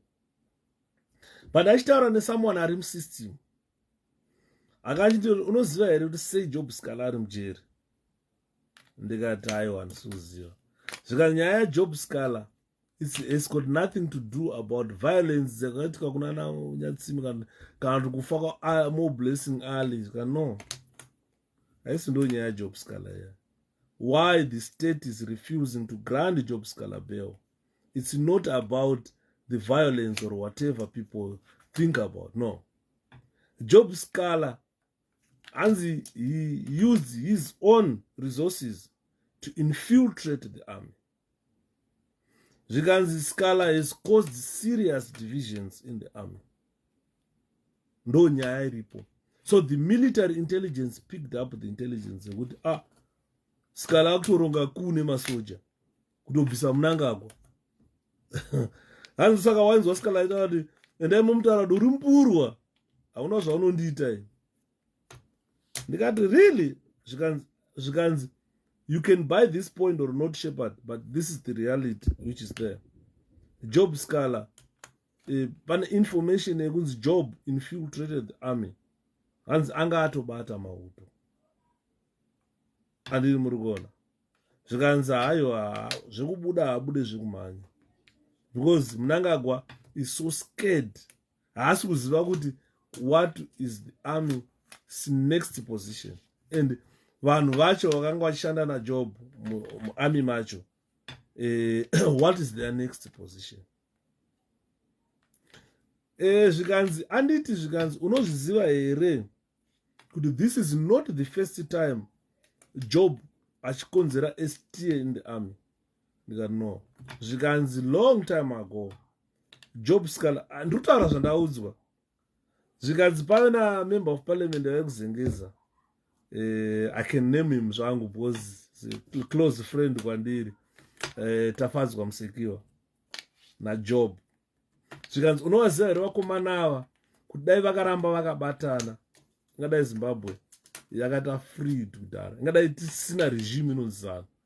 But the problem ndeyekuti they ended up hanzi vakaapproacha parents shiri, vakataura naparents shiri vakati mudhara iwe tokuita vice president, izveni zvekuti army irambe ichingodominata muchifa nenzara, tokuita vice president, come on let's go for it. Zvikanzi parents shiri ndobva anoudza maCIO here chii, vana Job vakasungwa, tafadzwa vakatiza, because the person aida kuurayiwa ipapo nditafadzwa Musekiwa achibva aiscapa. Hapana akamboziva kuti MP vezengeza vatiza vaenda kupi. People later learned that he had fled to the UK after maCIO military intelligence raided his home and they wanted to kill him. Ndobva akatiza tafadzwa Musekiwa. Saka munhu akachitaura zvikanzi vafana ivava vasavadheerere Shepherd, ma-think tanks.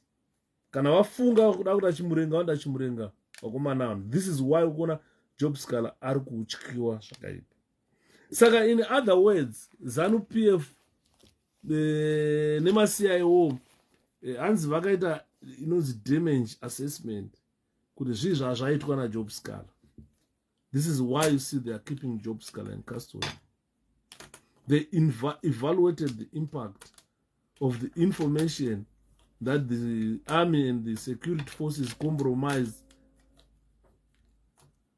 and by giving WIWA confidential secret information.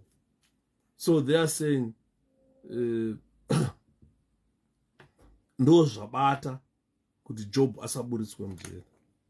And it has got nothing about zvakaitika kunyatsime izvezve zvekunzi vanhu vakazoenda ikoko, youth yeZANU yakapfeka matishirts eCCC vakataka chimba chemunhu vakanga vachida kuti vakonzerese. Zvikanzi no zvakasiyana. Zvikanzi the capability naJob Sikhala to influence the army hanzi ndo iri serious. So his incarceration is to try to prevent that from occurring.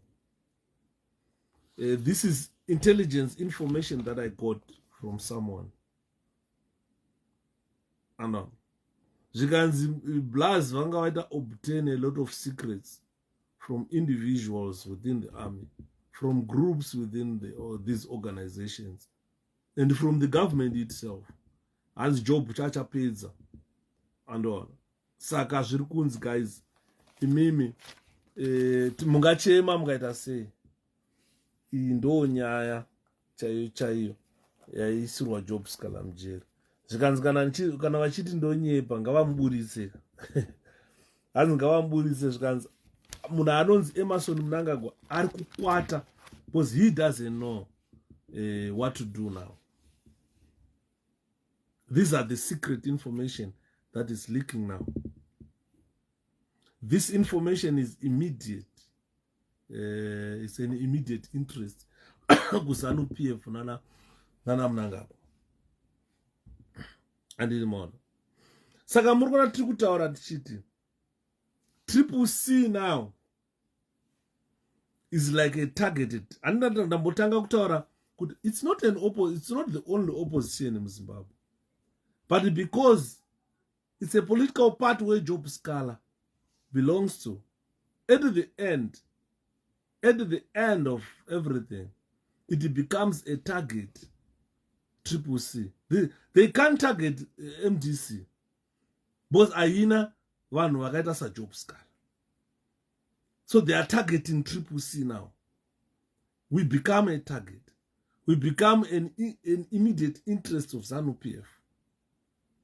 because vari kutya munhu anonzi wiwa, vari kutya Sikhala. This is why they can't let him out of prison. Andimona. Saka, I don't know that Sikhala is being sacrificed by the state. Ziri say Adala Gonyet, our honorable member of parliament for Zengeza West is being sacrificed by the state so that they protect their own secrets, which they believe Job Sikhala has. They are trying to neutralize him. They are trying to neutralize the CCC. They think because they know what is coming. They really know what is coming. With these people have gathered enough evidence. They've got enough intelligence to know that Mnangagwa is gone. They know. They've got intelligence and they know Mnangagwa is gone. Takutongochka zvedu kuti patakuenda pa 2023 from now onwards nezvatakutaura izvo zvakureva kuti we are going to witness my assassinations. Ndakatoudzwa ndakatofonerwa musi uno zvikanzi iwewe you are targeted for assassination. Saka be very careful ku UK ikoko because kune vanhu vakatounzwa ikoko to assassinate you. Ndikati thank you so much. I'm earmarked for assassination. Because in Indotaura, they different type of people. And in Mona. Saka, kune wano are hostile to CCC. And ZANU-PF, when it looks at CCC, they think it's a hostile political party. This is just a political party. Ndakataura nezuro. Ndika CCC. Dambudziko ratapinda nderekuti isusu we are pitted against well-trained intelligence agencies. Vamwe they were trained in America, FBI, CIA, who are in Zimbabwe, working for Zimbabwe government. Vamwe have been trained in Russia, vamwe in China. Army kune intelligence zeko, military intelligence zeko army. Yevanhu vakanotrainwa futi muna China kupi. Vanhu ava, they are spies of our government. And honor. Although some of them they volunteer to give us information, most of them are ready to do anything for this regime. Saka, this Dodo thing. Kana wabata kutaura kwandaita presentation muno. This is a code name. As if my analysis from what I've understood about this Dodo, it's a code name. It was something to do about the extinction of opposition politics in our country. Tinosara takabata CCC political party, but effectiveness yacho panenge pasisina. Because strategies, intelligence for strategies were collected. And the people now who are saying we are in extinction, they've been close to our president, close to those who are decision makers in the party. Saka, they've destroyed what they've destroyed to the extent that now they can stand and say, no, opposition yafa manje. Kana pane mari dzakubhadharwa. Because someone has achieved his objective. And them on. So it's all up to you guys. Because my office atotaura nezvawa. Kune office not only office of strategic services. Because no wrong wise. Kune ma offices anonzi ana terrorism analysis. Naval intelligence, machi, all everything, really centered on dirty tactics. word rekuti dirty tactics musaridheerera.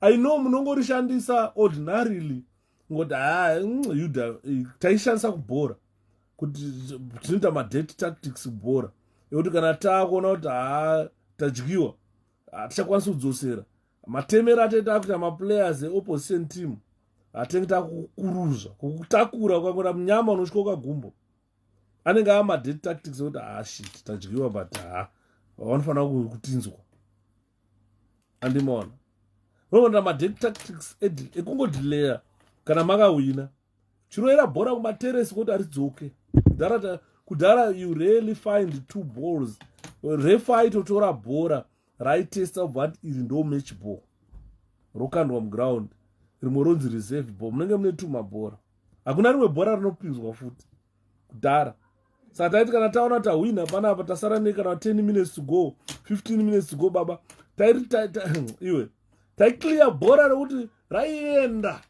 vakakanda rimwe toclear roenda totomboita 5 minutes takamira bhora risati rauya. Those were dirty tricks. But this word is crucial when it comes to intelligence. It's a catchy phrase when it comes to intelligence. And it describes activities undertaken as part of a covert action. Plan designed to disrupt my target's ability to perform some important functions. These are dirty tactics. When we look at CCC, we are pitted against trained people. People who were trained in CIA, people who were trained in FBI, people who were trained in KGB, people who were trained in Mossad. And these people are pitted against us. Munozviziva here kuti kune malawyer masiyayo, kune majaji masiyayo, kune madriver masiyayo, kune masoja masiyayo, kuziva masoja military intelligence. I know very few people would know that, but I am telling you from experience, I know it. So these people are there to target you. These people are there to disrupt the ability to perform some important functions of CCC. In CCC, atina vanhu vakatrainwa the counterintelligence vakatrainwa CCC to make sure that we prevent that. This is why you see these people, investigative journalists. Kune ma journalists masiyayo. You find a journalist, investigative journalist, and access to the president of the party. At personal level, they discuss strategies. They discuss intelligence. Because someone is trained to gather intelligence. When you are trained to gather intelligence, if you go close to the opposition president, you will overtly collect intelligence without him knowing. At the end, mnozona nema code names Dodo and opposition yafa munyika.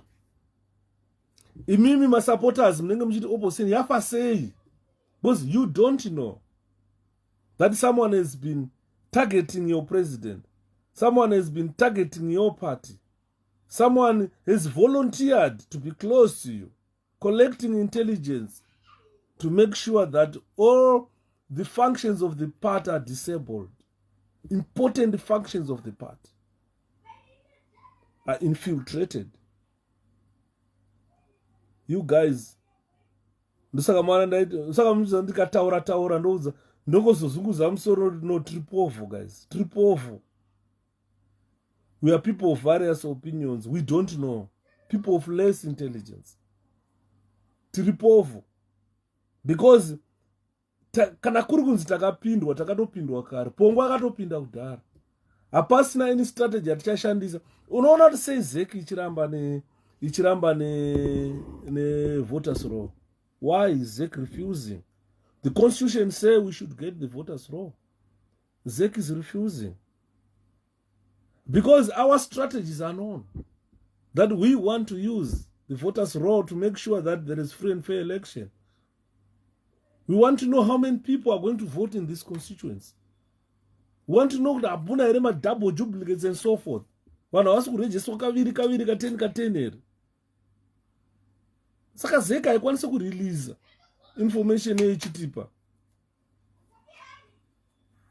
Yes, Shamiso. Yes. Ndaitaura nyaya yeDodo. Shamiso. Dodo is a flightless bird that went into extinction 100 years after its description came. And that bird went into extinction. So the idea of extinction is the idea of making opposition politics go on extinction or disappear in a country. God protect our leader, Jamisa. Mepo dzakasimuka Jesu. Ndozvatiri kunamatira gogowanata. Thank you so much. Kuti Mwari tichengeterei mwana wamakataura makatipa. Makataura kuti God is in it. Anoverenga mavhesi, anokota mavhesi. Ebhuku renyu Mwari. Ngatimunamatire. He has been surrounded by vultures. And these vultures ensured that they extract intelligence from him. What are your strategies? Why are you quiet? Ngatinamatire mwanao. Ngatinamatire our leader. Mwari vakanaka vanokupai leader newisdom. Angaita mwana mudiki Chamisa, but his wisdom is something that is managed to let him survive. Ndakutaurirai pano. Chamisa is surviving. Thanks Gogo Anata. Chamisa is surviving by the will of God.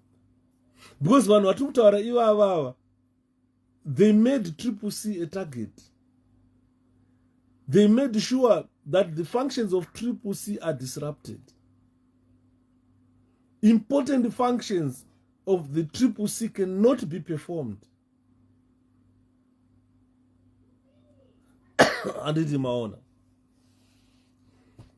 So these tricks, these dirty tricks, they ensure that opposition political party becomes a target and its vulnerabilities are exposed. To the extent that today they stand and say opposition is dead in Zimbabwe. Because these people now, they've mined data from you. They have collected intelligence from you. They know the important functions that CCC does, which they have been crippling. Rally chayo amubvumirwe kuita. Mukaita rally panouya vanhu vane mamachets okutema vanhu vachifa makutosvika kuenda kurally. These are like things that are drawn by the intelligence. Kuti aiwa guys vafana ava havana kutraina vazvizive. Ingoendesai 5 vanhu vane mamachets urayai 1. Kana vakazonzi Chamisa auya padodwa rally havauyi vanotiza. They've achieved their objective. How do they uncover that? It's through collecting of evidence. They do what they call data mining. Vanogara pasi nedata ramunaro imimi vofukura vachichera muchibvunzurudzwa muchitaura. Anditi maona vanotarisa zvakaitika kudhara, vanoverenga history dzekune dzimwe nyika, vachiverenga history dzana Bolsheviks, ana Mensheviks. Unodziziva idzodzo, vanodziverenga vachiona kuti chii chakazoita kuti Mao Zedong atonge makore akati, paisvika pakati aita sei. Vanenge vanazvo zvese vakomana vakaunganidza intelligence. Chavo is to initiate, kana zvadai tunodai, kana zvadai zvitodai. Ukaona vanhu vachiendeswa parally, uyai vachamisa vari kuuya, vachamisa vari kuuya, shanduka muZimbabwe. Kwatemwa munhu atofa uko, kutiza. Vanoziva next time vakakwanza vachamisa vari kuyanzi munotemwa munonofa, hamuchaendi. That means you have been a target. They've achieved their objectives of intimidation, threatening and murdering you. So these are dead tactics that took to our nations. Good. What you are seeing now, Jana Dodos, are dirty tactics. We have been targeted without knowing. Adimona, our president has been targeted without knowing. And he has fell prey to it. Saka information, vanayo, hakumana. My strategies are to implement but through 2019. Vanayo my strategies. We have been a target and they've achieved their objectives. So what do we need to do? Now faced with that scenario and situation. Pakudiwa vanwanunzi counterintelligence, magure counterintelligence within our party. The problem within our party are the resources now. Because ndakabotaura nemwe munhu ndikati imboteererai mapresentations andokuitirai. Copy 1, 2, 3 things from these presentations. Because inini handingouyi uzogara pana munokutaura. It's either ndobata phone yangu with my own money, my own resources, ndinofonera vamwe vanhu vekuti unofunga kuti yuda asvika sei ikoko. I can obtain any secrets that I want ndagara pana. Mazuva ndopa zvaakumbonzi vharwe ndofunga vakambovhundutsirwa komana. But I want you guys to know kuti ndotageta ma-individuals chaiyo vandoziva kuti vanoziva zvandiri kuda. Information yandoda ndoiwana. Saka problem yatina ndeyekuti chizivai imimi vanhu veZimbabwe kuti vakomana ma-intelligence operatives majaji varimo, majaji chaiyo majustice varimo muintelligence, madoctors chaiwo. Ndakachema pakafa baba munini vangu vainzi Richard Farashishko. Vakafa baba vangu ndakachema. He is the only man akauya kuchikurubhi kuzondiudza. Zvikanzi ndiri kuzviziva kuti uri mupolitics. Uri mwana wandakazvara ndakukuudza. Don't ever have a permanent doctor. Unofa shepherd. Kwandoshanda kunana Mikuzi hotel usatambirako. Inzvimbo dzawo vakomana. Unogona kusvika woti ndawana baby paMikuzi ndawana baby. Wanyura unofa. Baba wangu vakasiya vantaurira unofa. Because hakuna kwavasiri vanhu ava. Majournalists vazere intelligence. Madoctors, manesi vazere intelligence. Masoja, mapurisa, magadijere intelligence vesiyawo vazere vanhu ava. They are everywhere. Dai makanzwa Didmus Mutasaba akataura akati, hey guys, this organization is very big. Imi munongonzwa kuti anzi siyawo kune 10,000 people musanyepero. Organization is very, very big. And its capability of collecting intelligence, we cannot match it. Isusu, we are just a political party. An organization is not intelligence. Tine security. Mukatasa vakomana vedu vaiva vanenge vachirembera pamotikari dzapresident vachiescota. Isecurity iya is intelligence. Isecurity iya. Close security to the president.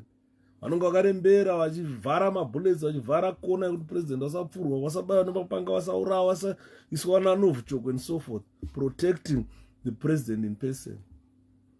But for them to protect the president, they need intelligence, which we lack.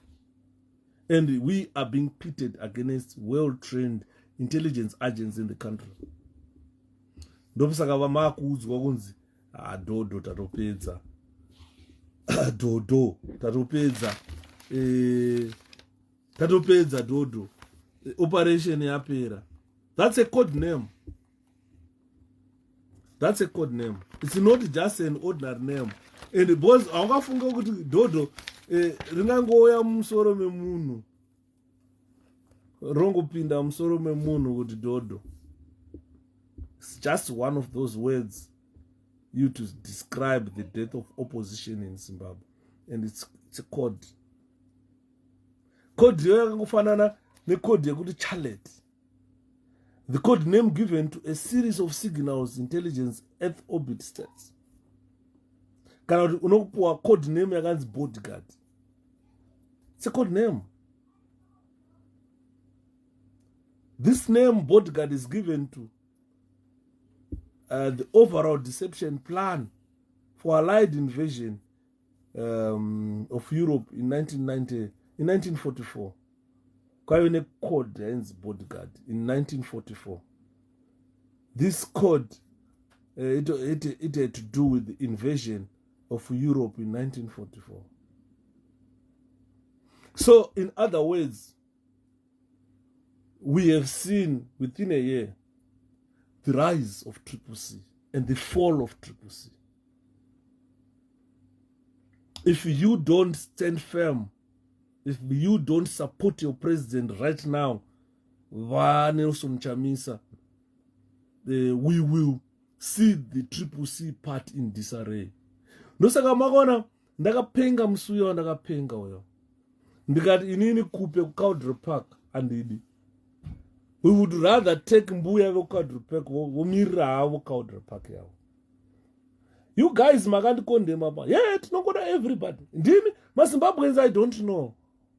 You lack knowledge. You don't understand the things. Kuti munhu auya kudoserai musoro nhasi, mangwana munongogamuchira munhu anongokudoserai futi. Ndakaita enemy yevanhu vakawanda. Pandakataura ndikati guys, inini kupa akangostenda Cowdrey Park as member of parliament. That is our bid politics farewell.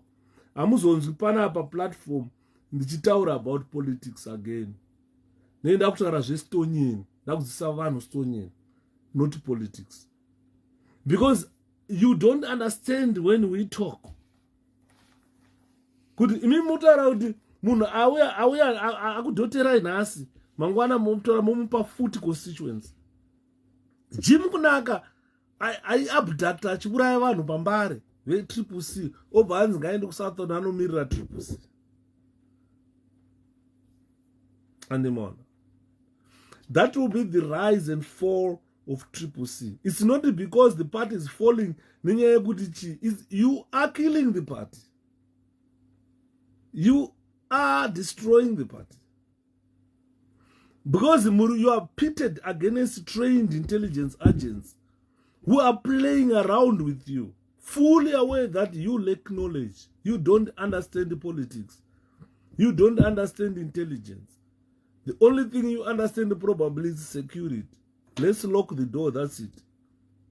That will see the rise of CCC and the fall of CCC. This renowned extinction that we have had, the icon of extinction, the Dodo is an icon of extinction.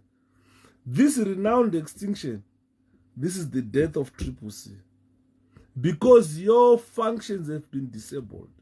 Why? Intelligence has been collected without you knowing. Musaka pangu tapedzana awa. Kana mukachenda kwa-election endai zvenyu, havasina basa. We are done with them. So we don't want a situation where if we are rigged, then the part will fall. The part will disintegrate. That's the death of opposition. CCC is the only hope of every Zimbabwean. Musaka makanzwa ndakataura kati, if ninga akamira constituency yakati, why should I be in politics? Because I see what you don't see. I understand what you don't understand. When I tell you, I'm telling you from experience, from what I know. Imimi manje mukati, takanzwa wamoedo wakutara, goodbye shepherd, mukati, I will go, guys. To be honest with you, I will leave politics. Mwakanditi, there is no permanent enemy in politics. Mukati, so you are telling me, if there is no permanent enemy in politics, I will tender my application to join ZANU-PF. Because you are saying there is no enemy, permanent enemy in politics. So it will be good for Shepherd Yuda to join ZANU-PF. Because you have accepted your enemies to come and be you. You don't learn from vanamtinhiri. You don't learn from jabunu. Pataitaura, ndaingotaura the same. Vanamtinhiri ava, naTress ava. Vana jabunu masiyaiwo ava. Vanhu vachiramba. Today they are backing ZANU-PF. Andimona. Iwe. Hakuna iwewe kana uri chizviti uri muZimbabwe enda kuZimbabwe uti uda kunoona president.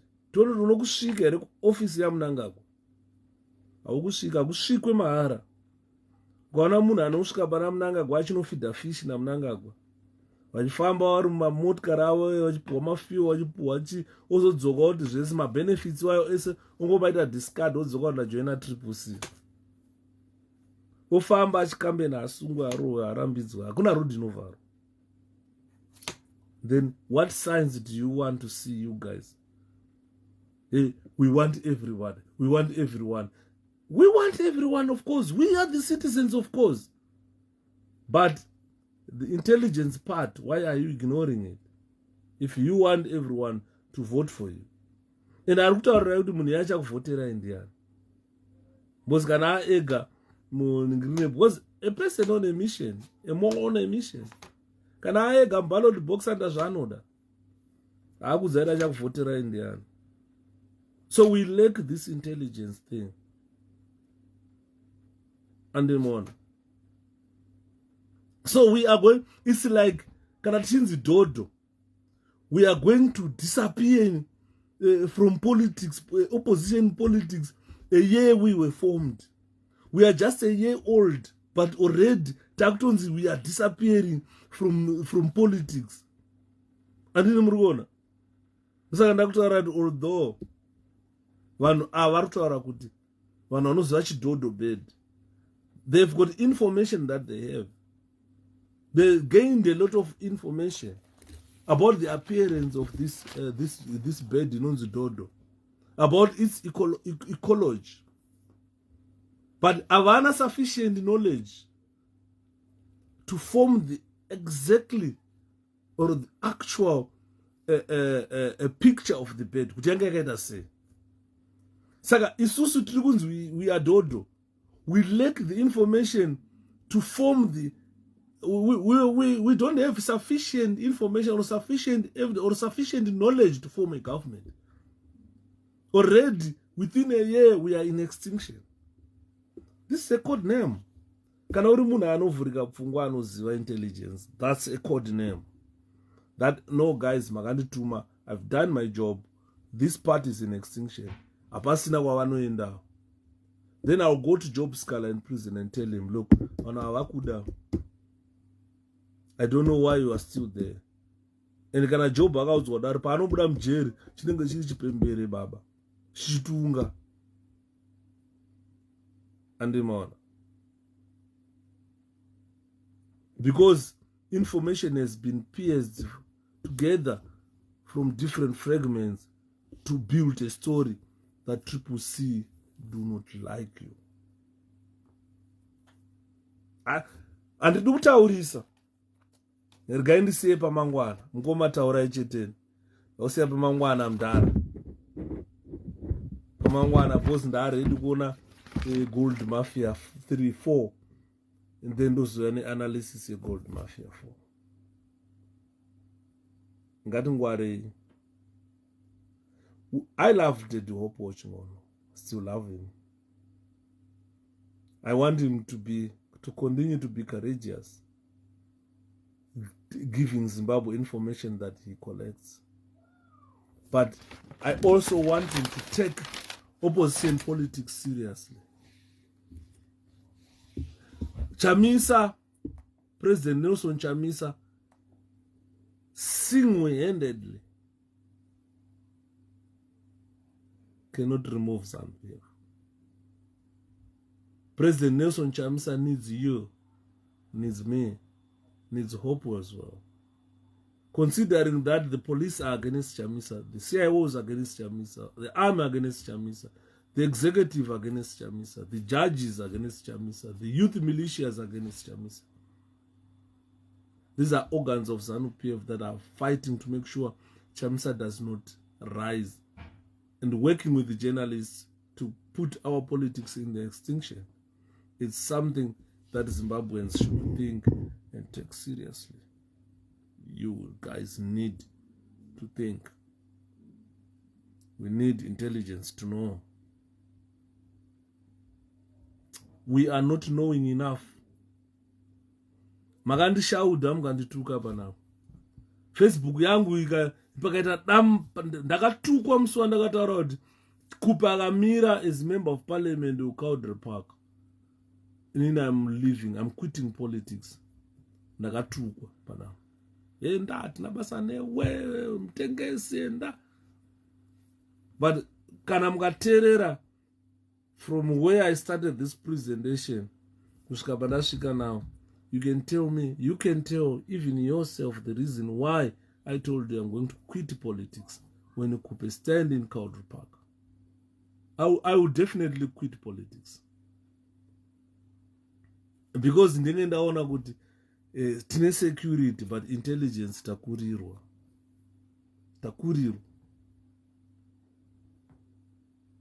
The same morals will continue to recycle the same morals in our political party.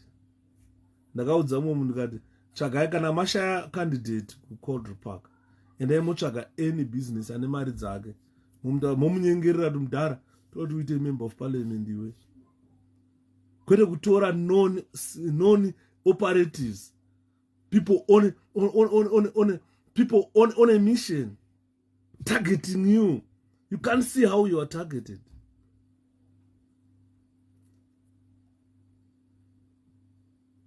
Ndaitaura ndikati we have got the most popular leader in the SADC region, Nelson Chamisa.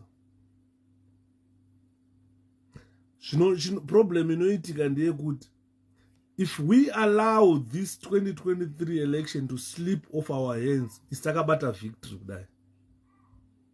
But tinozoona next election vazhinji ava vanenge vasisipo. Probably our party will no longer be as popular as it is today. But mark my words, we have got the victory in our hands. But as long as we allow these morals, these repokways to be within us, the victory will slip off and the suffering will continue. Imagine 5 more years with the ZANU-PF from now. How many years ZANU-PF ichiondonga? Kuchitungwiza hakusina road.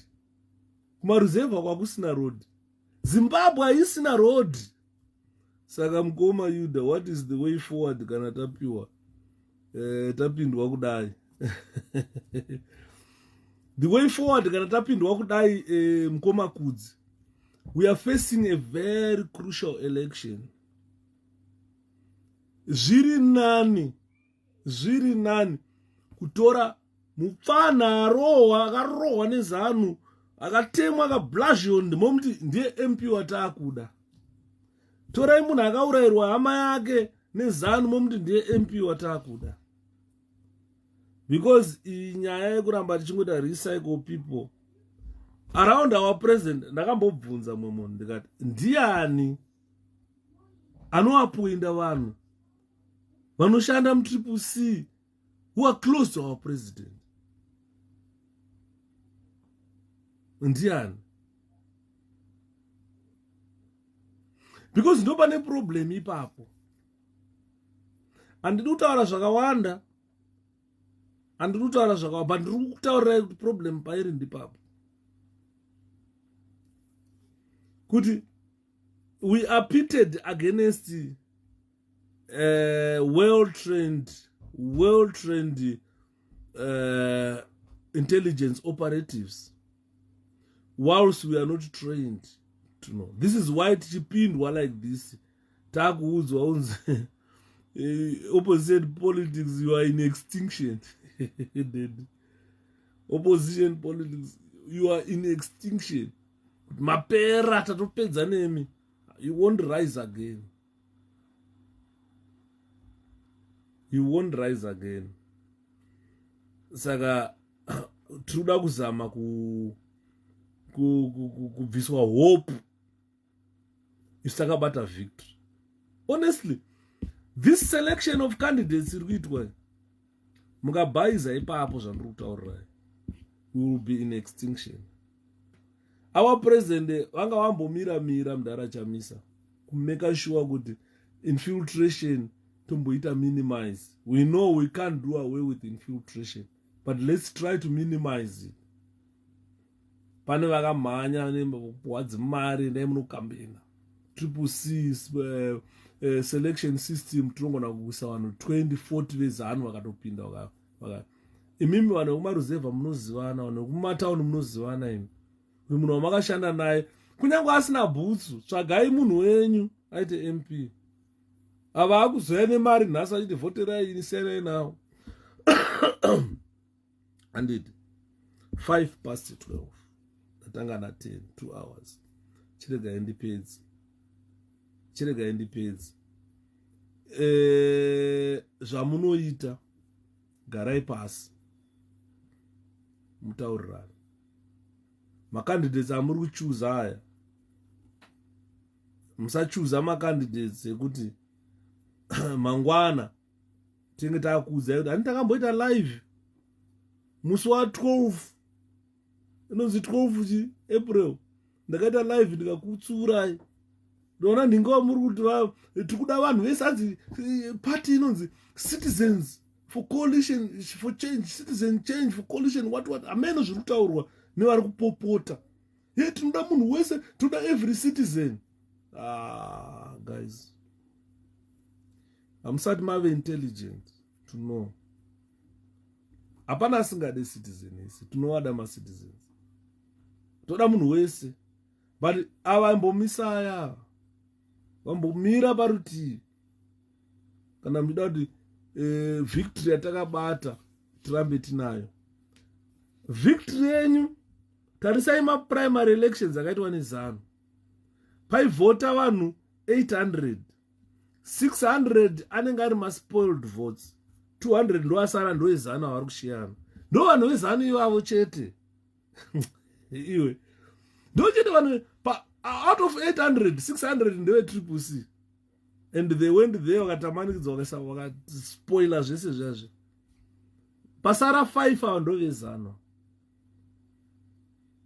ZANU-PF failed to reach about 1.5 million people. Vanofamba iti masangano akasimba kumasero 5 million votes for ED. Ndizve pa social media, ndizve pa internet zviya. Pa ground ZANU haina chinhu. Ndisandiri kutaura kuti the victory is in your hands. If you let it slip off, zvatopera. You wait 5 more years. My leaders hamunawo nhasi vanhu vanenge vasada kuvaona. 5 years to come, vanenge vanzi hatiri kudei. We had victory makatadza kututungamira. Because kune vanhu varikuda kuti makatagetwa varikuda kuti victory yacho musabata. Ndapedza, good night. Morara zvakanaka. Handiimbe ndiriora nhasi because ndine hasha. Ndakatukwa nemazimba ndichivatsura pano. Zveshuwa munhu mune chokwadi imimi. 2018 election tairara, handimuona this is 12 midnight. Ndairara kuma 3 AM ndichikambena. Vanagogo vanatava, vana mainunu avo, ndichikolekta mari pano. Mari handisina kudya kana sendi. Ndaikolekta mari tomhanyisa MP vamushori vavati kuno zvakati tomhanyisa kukariba kuti taive neMP yanga asina, taive necandidate yanga isina kana mari, ainyora candidate yekukariba. If you still remember mainunu, taive necandidate ukariba ainyora maposta nebhilo nezvimapenopenda achitange ari kunyora posta yebhora kuti voti MP ningi. Tikatsvaga mari kuti prinde maposters ecandidate. Tairara pungwe pano tichikolekta mari, tichisenda mari vanhu vachiprinda maposters vamwe chipa motikari ma-election agents achinotengerwa chikafu. Tikapinda 2018 elections tikawina ma-MP atakawina, tikawina ma-councillors atakawina. Kupakamira as MDCT yake uku akanodyiwa ikoko. Takazoona Kupe ouya akuti vanhu ava ndevangu vatakashandira isusu vana Yudha muchitituka. Osvika ubva atanga kuti ninga atimude muparliament, Timothy atimude muparliament, Kumalo atimude museneta. Vakadzingwa ma-MP vese vana honorable Mateo, vana honorable Mutseyami, vana Bvondo, vese they were recalled from parliament. The people Bvondo akauya kuno ku-UK. Mkoma ndikati Bvondo ndeipi mning'ina? Ndomudi mning'ina pamutupo wedu, toera mutupo mwechete. Zviri sei mukanya? Kwakamira sei constituency kwenyu?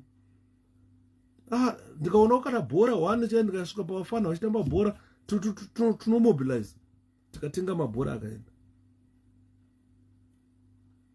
Akaitwa recalled naKupe. Imagine. And you guys forget. Within the blink of an eye you have forgotten. Hey, citizen yedu, hey tinomuda. Takabva kure gogowana ta. Ivava gogowana ta muri kuona. Ndikakuudza kuti mukadzi uyu sacrifice how much of her own money kusponsor zvinhu zvandiri kutaura izvi. Vana mai nunu avo.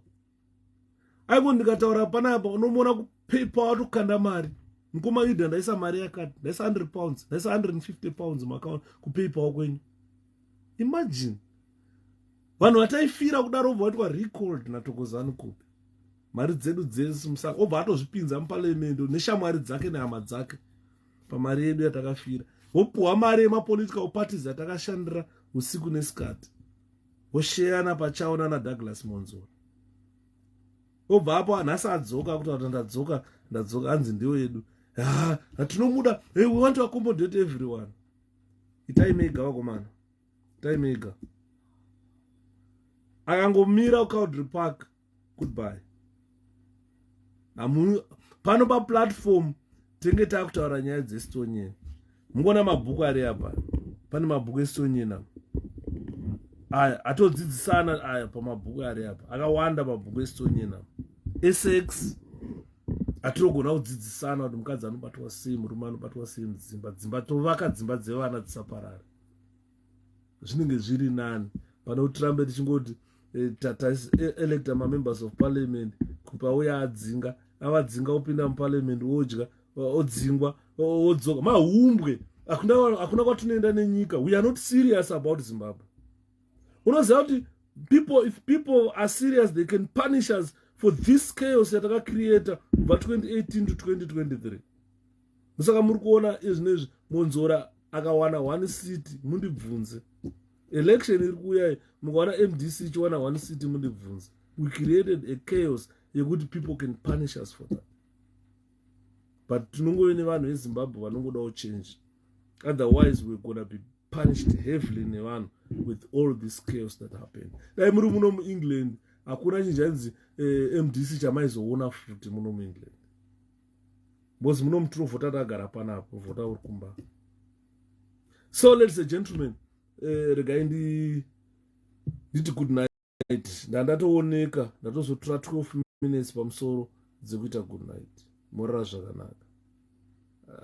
Handisi kuimba ndiriora because ndiri kunzwa kuzarirwa. Ndiri kuda kunamata kuti Mwari chengetai Nelson Chamisa ndichengeterei president wangu. I love that man. God is in it. Zvese zvinobuda tichizviona. Dai pasina kuti anonamata taingoroverwa musaga tisingazvione zvese. Saka Mwari is exposing zvakashata around him. Vachamisa rambai makasimba baba. Tinokudai. We love you. Zimbabweans love you.